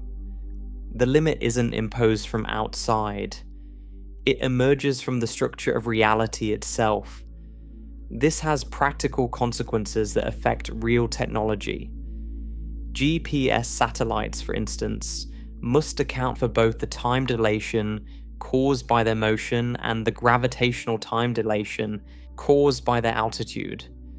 Without corrections based on these relativistic effects, the system would produce errors of kilometers per day. We'll explore gravitational time dilation in detail when we discuss general relativity. But the key point is that the unity of space and time isn't abstract theory. It's built into the technology you use every day. Let me give you another way to see the unity of space and time, one that has even more dramatic consequences. Consider energy and momentum. In Newtonian physics, energy and momentum were separate quantities with separate conservation laws. Momentum was mass times velocity. It was a measure of how much oomph an object had, how hard it would be to stop. Energy came in various forms. Kinetic energy being half the mass times velocity squared, plus potential energy from position in a gravitational field, plus thermal energy from heat, and so on. Energy and momentum were related, but they were distinct concepts. In special relativity, energy and momentum are unified into a single four-dimensional quantity called the energy-momentum 4-vector, or simply 4-momentum. Just as space and time become space-time, energy and momentum become energy-momentum. They're components of a single unified quantity. The formulas that relate energy and momentum in relativity are analogous to the formulas that relate space and time. Just as different observers measure different time intervals and different spatial distances but agree on the space-time interval, different observers measure different energies and different momentae but agree on a combination of them. This combination is related to the object's mass. Perhaps the most famous equation in all of physics comes from this unification. E equals mc squared. Energy equals mass times the speed of light squared. This equation says that mass and energy are equivalent. Mass is a form of energy. Energy has mass. They're the same thing, measured in different units. The speed of light squared appears in this equation because it's the conversion factor between mass units and energy units, just as it's the conversion factor between space units and time units. The speed of light isn't just important for light. It's the fundamental constant that ties space to time and energy to mass. E equals mc squared seems abstract until you realize that it explains how the sun shines. In the sun's core, hydrogen nuclei fuse to form helium. This process releases enormous amounts of energy. But where does that energy come from? Here's the amazing thing. A helium nucleus weighs slightly less than the 4 hydrogen nuclei that fuse to form it. The mass of the product is less than the mass of the ingredients. Where did that mass go? It was converted to energy. The E equals mc squared equation tells you exactly how much energy. The missing mass times the speed of light squared equals the energy released. Since the speed of light is so large, about 300,000 kilometers per second, and we square it, even a tiny amount of mass converts to an enormous amount of energy. The mass that disappears when 4 hydrogen nuclei fuse into 1 helium nucleus is about 0.7% of the original mass.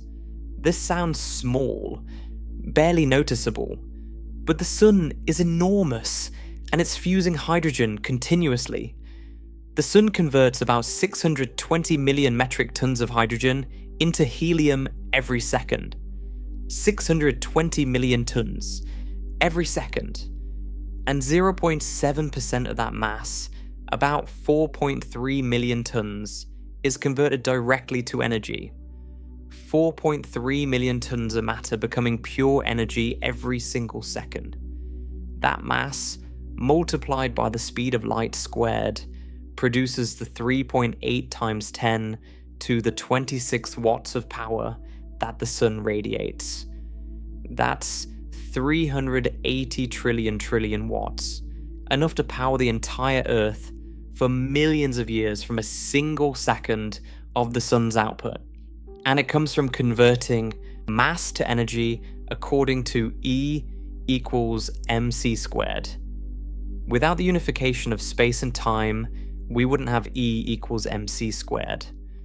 Without E equals mc squared, we wouldn't understand why stars shine. We wouldn't understand nuclear energy, whether in weapons or reactors. We wouldn't understand where the energy comes from when radioactive atoms decay. The unity of space-time isn't just a philosophical curiosity or an abstract mathematical structure. It's fundamental to how the universe works. It's why the sun rises every morning. The reverse process works too. Energy can be converted to mass. In particle accelerators, when particles collide at high energies, new particles are created. The kinetic energy of the collision is converted into the mass of new particles that didn't exist before. This is not conjecture. It's been observed millions of times in particle physics experiments. Mass and energy really are interchangeable. Everything I've described so far is special relativity. The theory Einstein published in 1905. It deals with observers moving at constant velocities in the absence of gravity. It's called special relativity because it handles a special case. The case where acceleration and gravity can be ignored. But Einstein wasn't done. He spent the next 10 years working on a much harder problem. How do you include gravity and acceleration in this framework? How do you extend the unity of space and time to situations where gravity is present? The result was general relativity, published in 1915. And general relativity takes the unity of space and time to an even deeper level. In special relativity, space-time is a unified fabric, but it's flat like a taut sheet. In general relativity, space-time can bend and curve in response to mass and energy. The fabric has texture. It has shape. It's dynamic. We've seen that motion through space affects motion through time, and vice versa. General relativity shows that mass affects both space and time together. Mass doesn't just create a gravitational field that pulls objects through space. Mass curves space-time itself. The presence of mass warps the fabric, creating a curvature that wasn't there before. And here's the revolutionary insight. Objects in a gravitational field don't fall, because some force is pulling them. They fall because they're following the straightest possible paths through curved space-time. The path of a falling apple is actually a geodesic, the straightest line possible in the curved space-time near Earth's surface. The apple isn't being pulled, it's following the geometry. This is a complete reconceptualization of gravity. Newton thought gravity was a force, reaching out across space to pull objects together. Einstein showed that gravity is geometry. It's the curvature of space-time. Objects move through space-time along the straightest paths they can find. And when space-time is curved, those straight paths happen to bend toward massive objects. This is where the story gets even stranger. Because in general relativity, space and time aren't just interconnected. They're part of a single dynamic structure that responds to the presence of matter and energy. The stage on which the universe plays out isn't fixed and rigid. It's flexible, responsive, shaped by its contents. Mass tells space-time how to curve, and curved space-time tells mass how to move. This circular relationship is captured in Einstein's field equations, a set of mathematical statements that have occupied physicists for over a century. And the consequences of this curved space-time are among the most mind-bending predictions in all of physics. Gravitational time dilation, where clocks run slower in stronger gravitational fields. Black holes, where space-time curves so severely that nothing can escape. Gravitational waves, ripples in the fabric of space-time itself. The expansion of the universe, where space itself is stretching. All of these phenomena depend on the unity of space and time. None of them make sense if you try to treat space and time as separate things.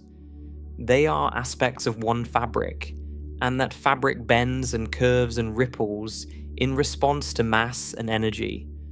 The geometry of space-time isn't just a backdrop for physics, it is physics. Understanding this changed everything about how we see the universe, from the smallest scales of particle physics to the largest scales of cosmology. Space and time are one, and that unity is not abstract philosophy. It's the deepest truth we've discovered about the nature of reality. We've seen how special relativity unifies space and time into space-time. We've seen how motion through space affects motion through time and vice versa. We've seen how the speed of light isn't just a speed limit, but a fundamental feature of space-time geometry. Now, let's explore what happens when we add gravity to the picture, because this is where the unity of space and time becomes even more profound, even more strange, and even more beautiful. Einstein published Special Relativity in 1905, but he knew immediately that his work was incomplete. Special relativity dealt only with observers moving at constant velocities. It said nothing about acceleration, and it said nothing about gravity. These were glaring omissions because acceleration and gravity are everywhere in the real universe. Planets accelerate as they orbit stars. Objects accelerate as they fall. Gravity shapes everything from the paths of comets to the structure of galaxies. Einstein spent the next 10 years, from 1905 to 1915, working on how to incorporate gravity into his framework. It was the most intense intellectual effort of his life. He made wrong turns. He got stuck. He collaborated with mathematicians to learn new mathematical tools. He nearly gave up more than once. But finally, in November 1915, he presented the general theory of relativity. It represents perhaps the most beautiful and radical reconceptualization of gravity in the history of physics. To understand what Einstein achieved, we need to understand what he was replacing. In Newton's picture, Gravity was a force. The sun pulled on the Earth. The Earth pulled on the moon. Objects fell because a force was acting on them, pulling them toward the center of the Earth. This force was proportional to mass and inversely proportional to the square of distance. It was an elegant mathematical description that worked beautifully for predicting planetary orbits, tides, and falling apples. But Newton himself was troubled by his own theory. The gravitational force in his equations acted instantaneously across space. When the sun pulls on the Earth, there's no delay. The force reaches across 93 million miles in 0 time. Newton called this action at a distance, and he wrote that it was so absurd that he believed no person who had a competent faculty of thinking in philosophical matters could ever fall into it. He knew something was wrong but couldn't figure out what. Einstein found this instantaneous action deeply troubling for a specific reason. In special relativity, nothing can travel faster than light, not even information. If you wiggle the sun back and forth, Earth shouldn't feel the gravitational effects until at least 8 minutes later, the time it takes light to cross that distance. How could gravitational influence travel faster than light when nothing else can? But there was an even deeper puzzle, one that had been known since Galileo but never fully explained. All objects fall at the same rate in a gravitational field, regardless of their mass or composition. Drop a hammer and a feather in a vacuum, where there's no air resistance, and they fall together, hitting the ground at exactly the same instant. Apollo 15 astronaut David Scott demonstrated this on the moon in 1971, and the footage is remarkable. The hammer and feather fall side by side in the lunar vacuum. This universality of free fall is profoundly different from how other forces work. If you push 2 objects with the same force, the lighter one accelerates more. That's Newton's second law. Force equals mass times acceleration. But gravity is different. A more massive object feels a stronger gravitational force, but it also has more inertia, more resistance to acceleration. These 2 effects exactly cancel. The result is that all objects accelerate at the same rate in a gravitational field. This equality had been known for centuries, but nobody had really explained it. It was just a curious fact about gravity. Einstein realized it was the key to everything. Einstein performed thought experiments. Imagine you're in an elevator with no windows, floating in deep space, far from any gravitating masses. You're weightless. Everything floats. Now imagine the elevator starts accelerating upward. You'd feel pressed against the floor. Objects you release would fall toward the floor. From inside the elevator, you couldn't tell whether you were accelerating through space or sitting stationary in a gravitational field. Now imagine the opposite. You're in an elevator on Earth, feeling the normal pull of gravity. Suddenly the cable snaps, and the elevator falls freely. You'd become weightless. Everything would float. From inside the falling elevator, you couldn't tell whether you were falling in a gravitational field or floating in empty space far from any mass. Einstein elevated this observation to a fundamental principle called the equivalence principle.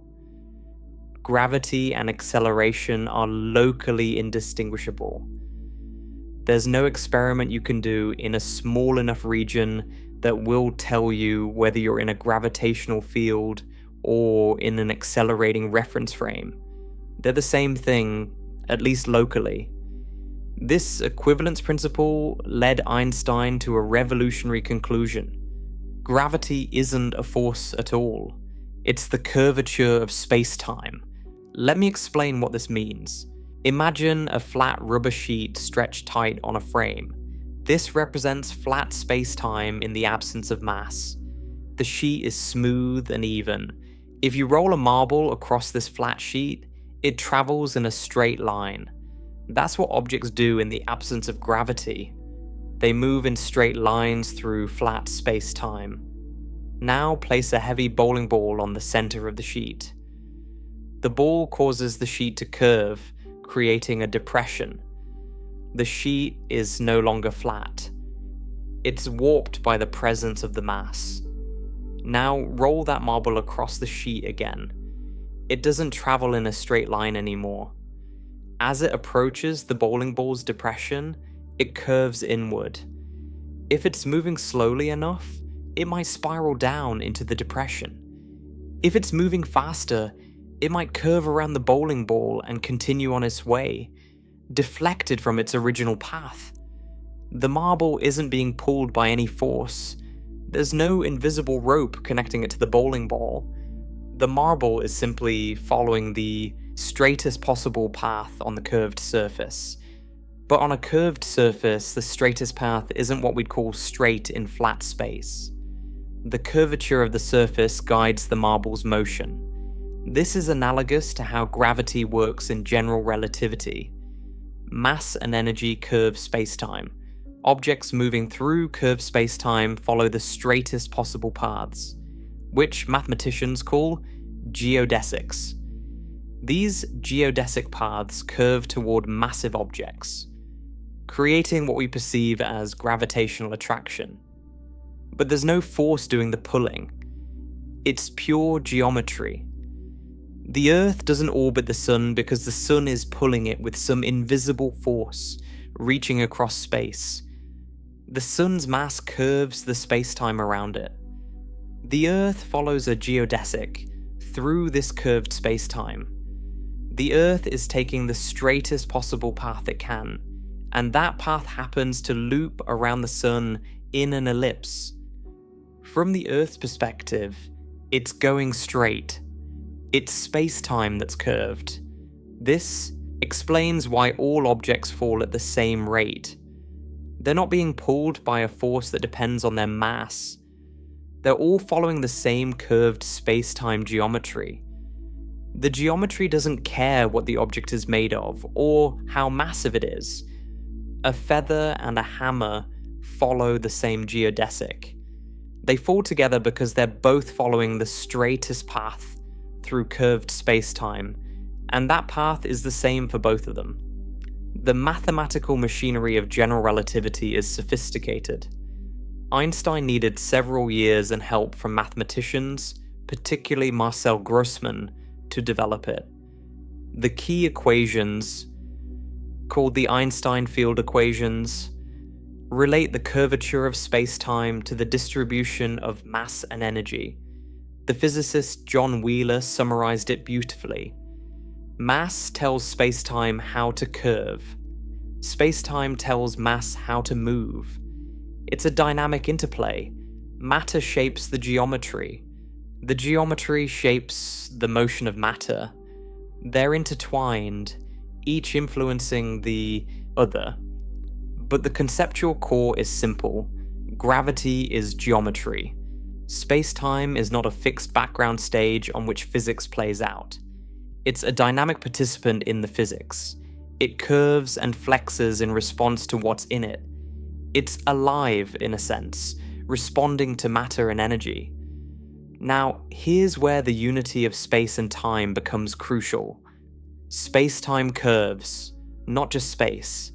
This means that mass affects time as well as space.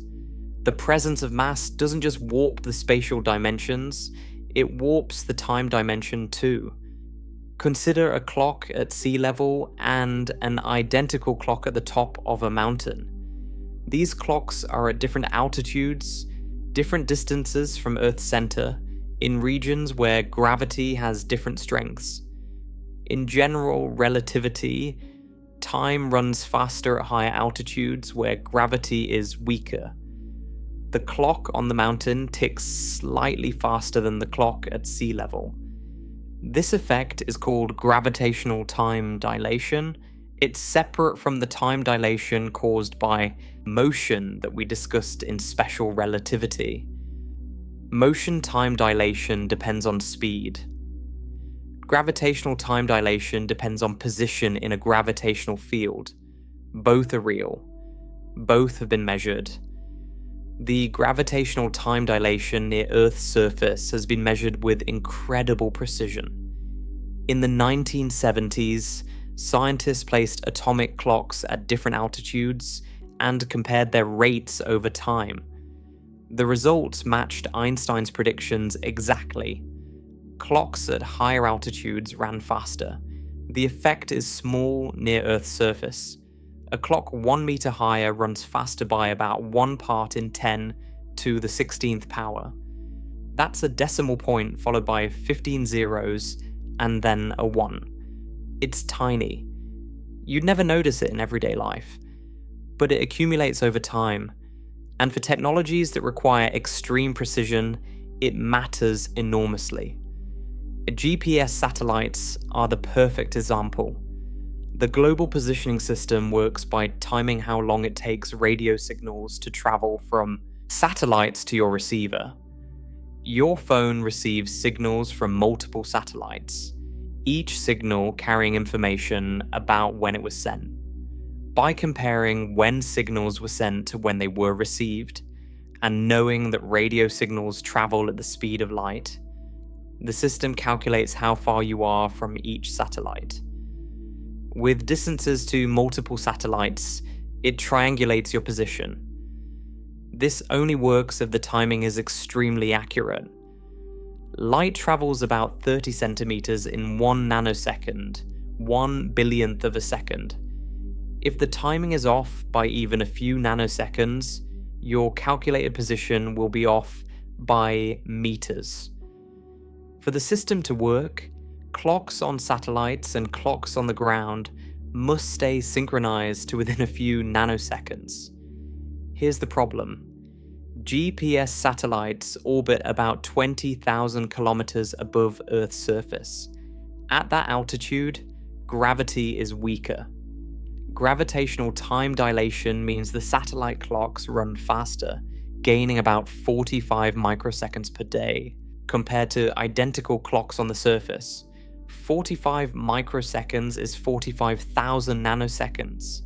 At 30 centimeters per nanosecond, that's over 10 kilometers of position error per day.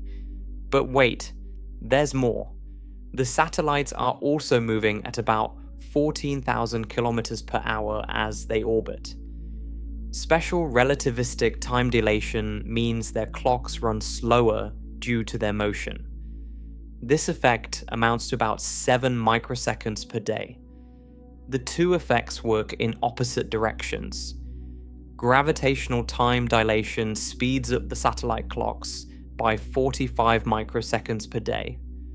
Motion time dilation slows them down by 7 microseconds per day.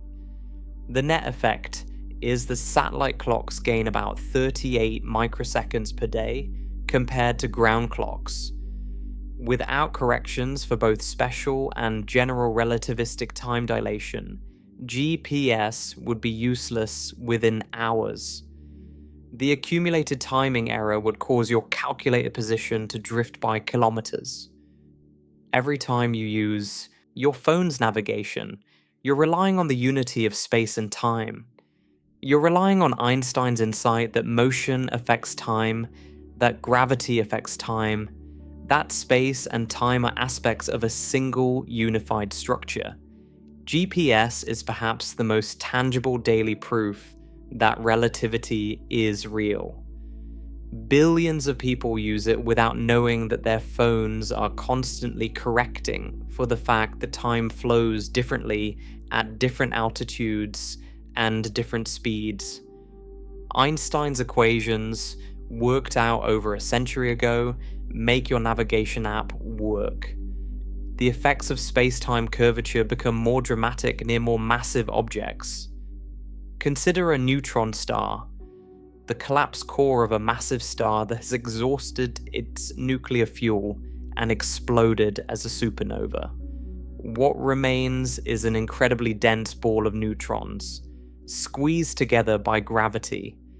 A typical neutron star might pack about twice the mass of our Sun into a sphere only 20 kilometers across. Earth has a diameter of about 12,700 kilometers. A neutron star has the mass of 2 suns in a ball smaller than most cities. The density is mind-boggling. A teaspoon of neutron star material would weigh about 6 billion tons on Earth. The surface gravity on a neutron star is about 200 billion times Earth's surface gravity. If you could somehow stand on the surface, you'd weigh 200 billion times your Earth weight. You'd be instantly crushed into a thin film of atoms. But for our purposes, what matters is the extreme space-time curvature. Time runs measurably slower on the surface of a neutron star compared to far away. Not a tiny fractional difference like on Earth. A substantial difference. If you could somehow survive on a neutron star's surface and looked up at the distant universe, you would see everything out there apparently sped up. Stars would age faster. Galaxies would evolve faster. You would age more slowly than anyone far from the star. This gravitational time dilation has been observed in neutron stars through a phenomenon called gravitational redshift. Light escaping from a neutron star's surface has to climb out of a deep gravitational well. As it does, it loses energy. Light losing energy shifts to longer wavelengths toward the red end of the spectrum. By measuring this redshift, astronomers can calculate how much time is dilated at the neutron star's surface. The measurements match general relativity's predictions. But the most extreme example of space-time curvature is something even more dramatic. A black hole. A black hole forms when mass is compressed so much that the curvature of space-time becomes extreme beyond anything else in the universe. Stars can collapse into black holes at the end of their lives if they're massive enough. When a star about 20 times the mass of our Sun or larger exhausts its nuclear fuel, the core can collapse under its own gravity. There's no force strong enough to stop the collapse. The matter falls inward, faster and faster, compressing into a smaller and smaller region. At a certain point, the curvature of space-time becomes so severe that something extraordinary happens. A boundary forms called the event horizon. At this boundary, the escape velocity equals the speed of light, and since nothing can travel faster than light, nothing can escape from inside the event horizon. Not matter, not light, not information, nothing. The event horizon is not a physical surface. You wouldn't bump into anything if you crossed it. It's a boundary in space-time, a point of no return. Cross it, and you cannot come back. Every possible path through space-time, including paths at the speed of light, leads inward toward the center. There is no outward direction anymore. All roads lead to the singularity. From the perspective of someone falling into a black hole, they would cross the event horizon without noticing anything special at that exact moment. Space-time seems perfectly smooth there.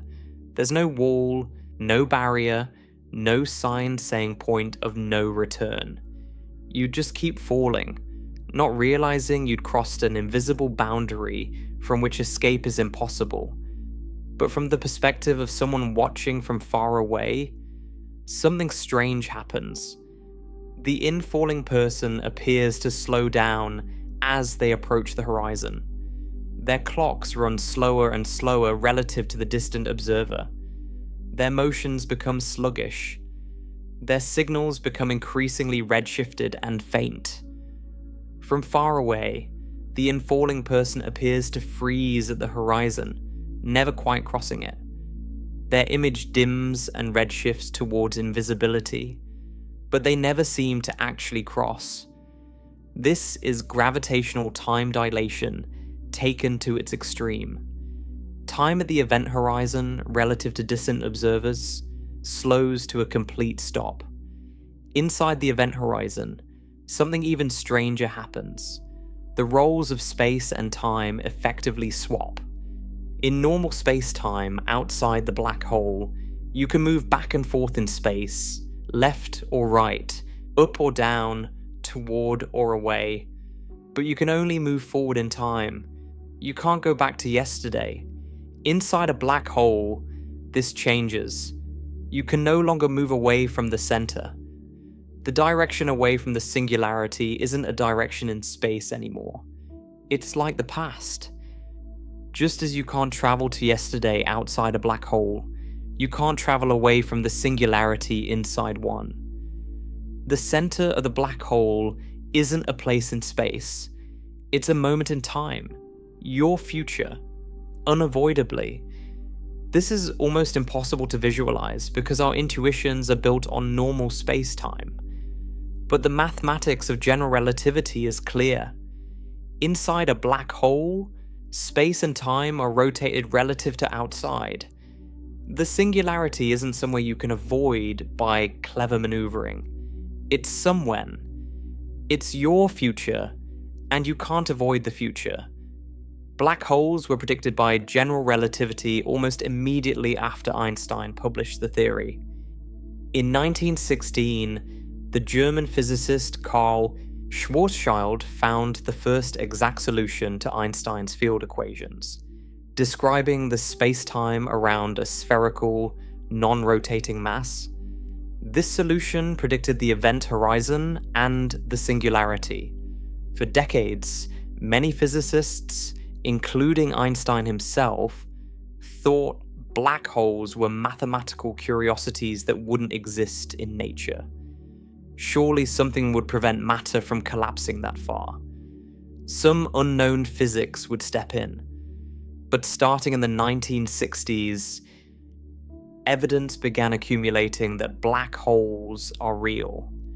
Astronomers discovered objects that emitted enormous amounts of energy from tiny regions, consistent with matter falling into black holes. They found binary systems where a visible star orbited something invisible and massive. They measured the motions of stars near the centers of galaxies and found they were orbiting something incredibly massive and incredibly compact. Now we know black holes are common throughout the universe. Stellar mass black holes with masses from a few to a few dozen times the mass of our sun form when massive stars die. Supermassive black holes, millions or billions of times the mass of our sun, sit at the centers of most galaxies, including our own Milky Way. In 2019, the Event Horizon Telescope collaboration released the first direct image of a black hole. Not of the black hole itself, which by definition emits no light, but of the shadow it casts against the bright material swirling around it. The target was the supermassive black hole at the center of galaxy M87, about 55 million light-years away. This black hole has a mass about 6.5 billion times the mass of our sun. The image showed a bright ring of light bent around a dark shadow. The ring is formed by light from hot gas orbiting the black hole. Some of that light passes close to the event horizon and is bent by the extreme space-time curvature. The dark shadow in the center is the event horizon itself, the region from which no light can escape.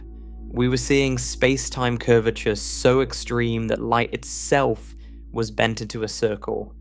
This image was a triumph, confirming general relativity in the most extreme environment possible.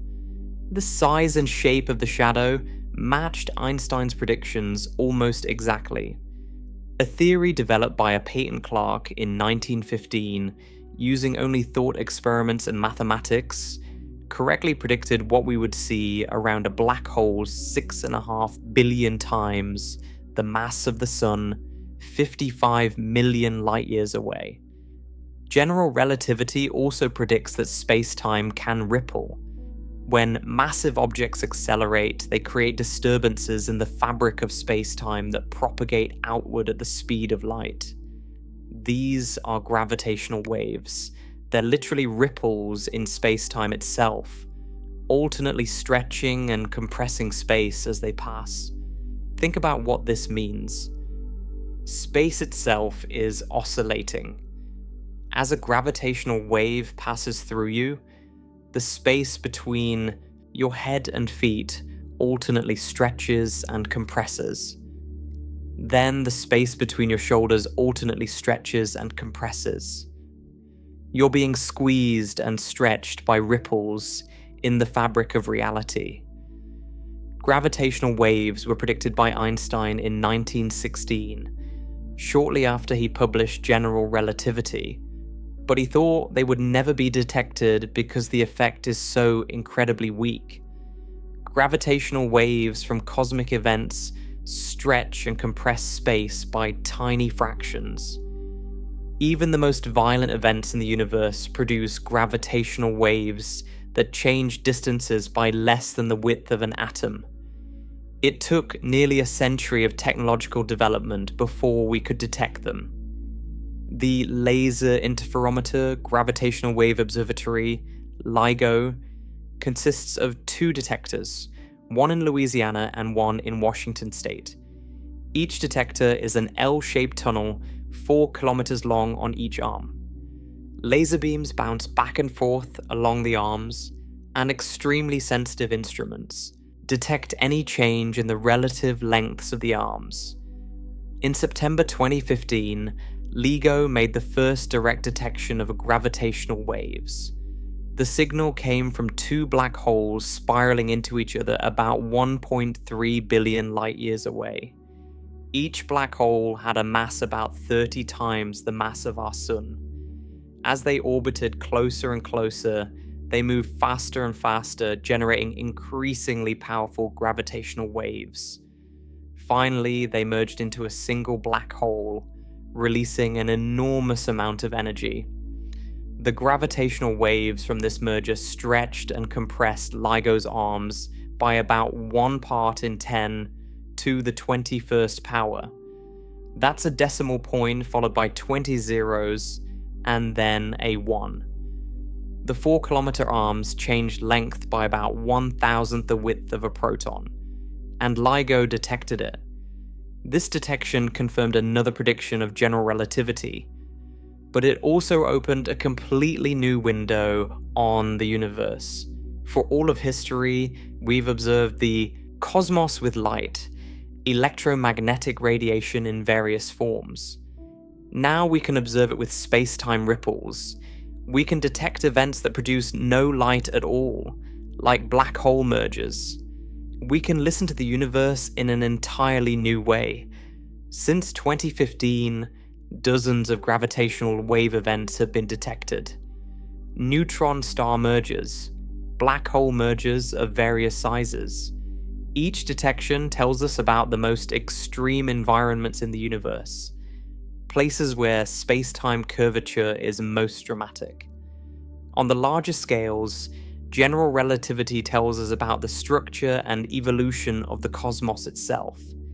In 1917, just 2 years after publishing General Relativity, Einstein applied his equations to the entire universe. He was trying to describe a static, eternal cosmos, which was the prevailing assumption at the time, but his equations wouldn't cooperate. They predicted that the universe couldn't be static. It had to be either expanding or contracting. A static universe would be unstable, like a pencil balanced on its point. The slightest perturbation would cause it to start expanding or contracting. Einstein didn't like this result. The idea of an expanding or contracting universe seemed absurd. So he added a term to his equations, a cosmological constant, specifically designed to hold the universe static. It was an arbitrary addition put in by hand to force the result he wanted. But in the 1920s, astronomer Edwin Hubble made observations that changed everything. He discovered that distant galaxies are moving away from us, and the farther away they are, the faster they're receding. The universe is expanding. Einstein later called the cosmological constant his biggest blunder. He had added it to avoid a prediction that turned out to be correct. His original equations, without the cosmological constant, predicted an expanding universe. And that's exactly what Hubble found. The expansion of the universe isn't galaxies moving through space, like debris flying outward from an explosion. It's space itself expanding, carrying galaxies with it. New space is being created between galaxies. The galaxies aren't moving through space towards some edge. There is no edge. There is no center. Space itself is stretching everywhere, like an inflating balloon where every point on the surface moves away from every other point. This is space-time dynamics on the grandest scale. The geometry of the universe itself is changing, stretching over time.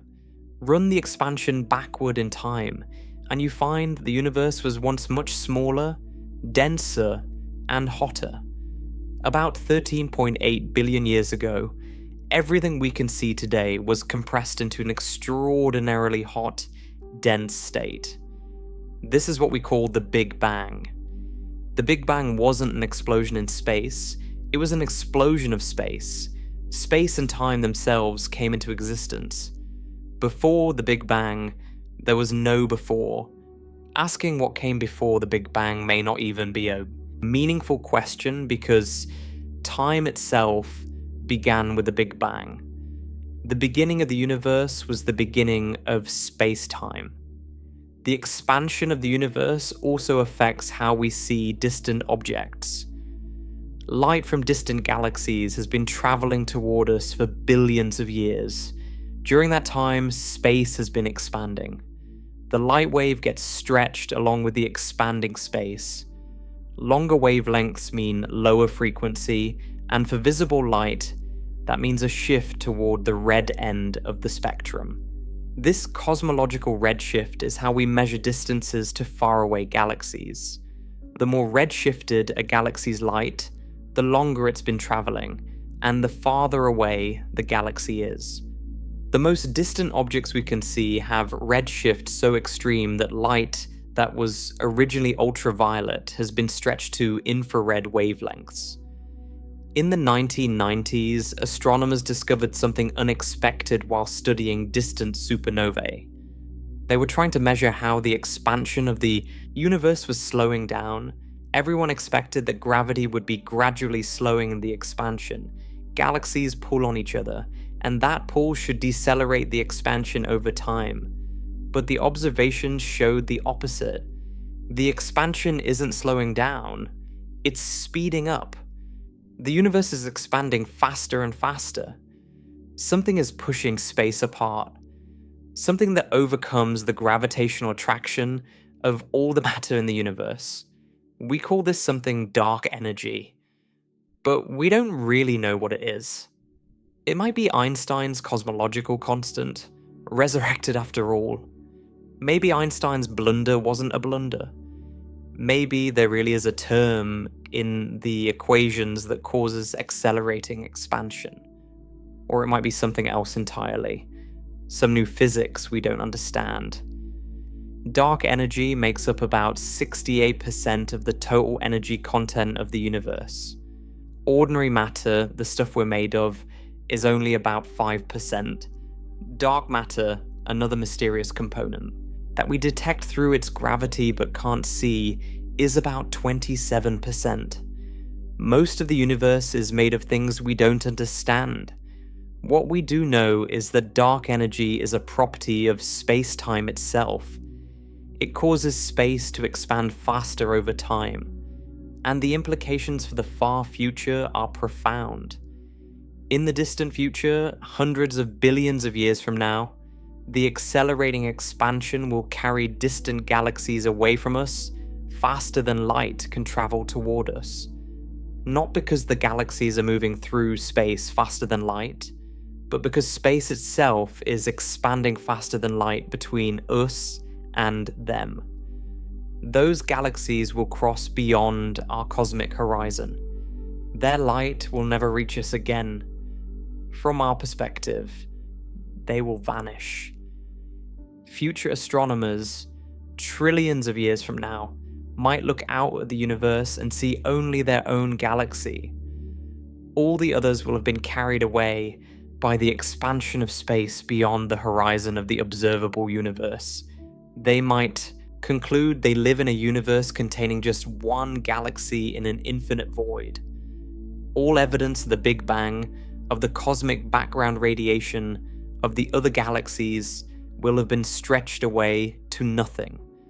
Throughout all of this, from GPS satellites to black holes to the expanding universe, the unity of space and time is essential.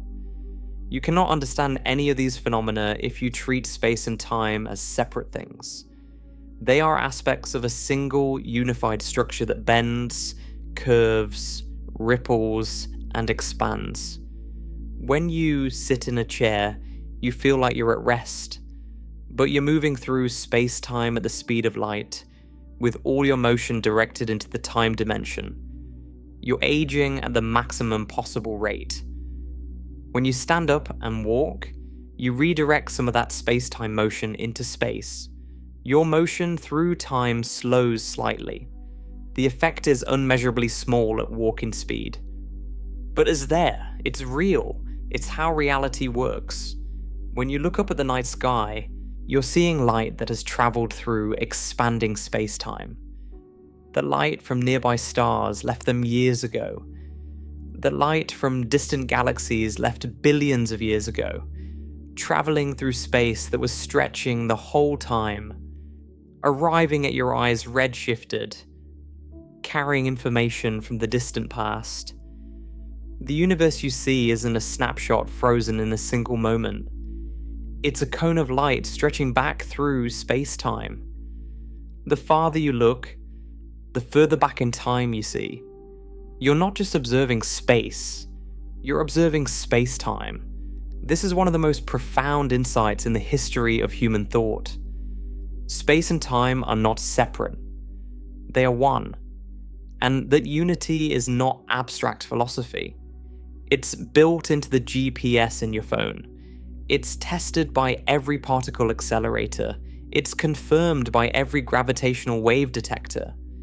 It's written into the very structure of the cosmos. You exist not just in space and not just in time, you exist in space-time. Your life traces a world line through this four-dimensional structure. Every moment of your existence is a point in space-time, connected to other points by your journey through this unified fabric. The universe is not a stage on which events happen. The universe is the events, woven together in space-time, dynamically connected, curved and rippled by the matter and energy within.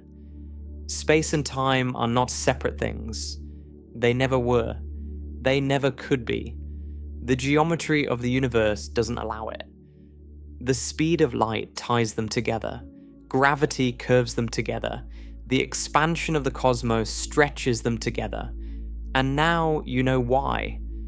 You know that what seems like separate dimensions are really aspects of one reality. You know that motion through space affects motion through time. You know that mass curves not just space, but space-time. You know that the fabric of reality is dynamic, responsive, alive. The next time you look at a clock, remember that its ticking rate depends on where it is and how it's moving. The next time you feel the pull of gravity, remember that you're not being pulled by a force, but following the straightest path through curved space-time. The next time you look at the stars, remember that you're seeing across space-time, not just across space. Space and time aren't separate things. Understanding this changes how you see the universe. It changes how you see yourself. Because you're not just in the universe, You're part of its space-time fabric, a thread in the cosmic tapestry, a world line tracing through the geometry of existence. That's the deepest truth physics has revealed. Space and time are one, and that unity is the foundation of reality itself.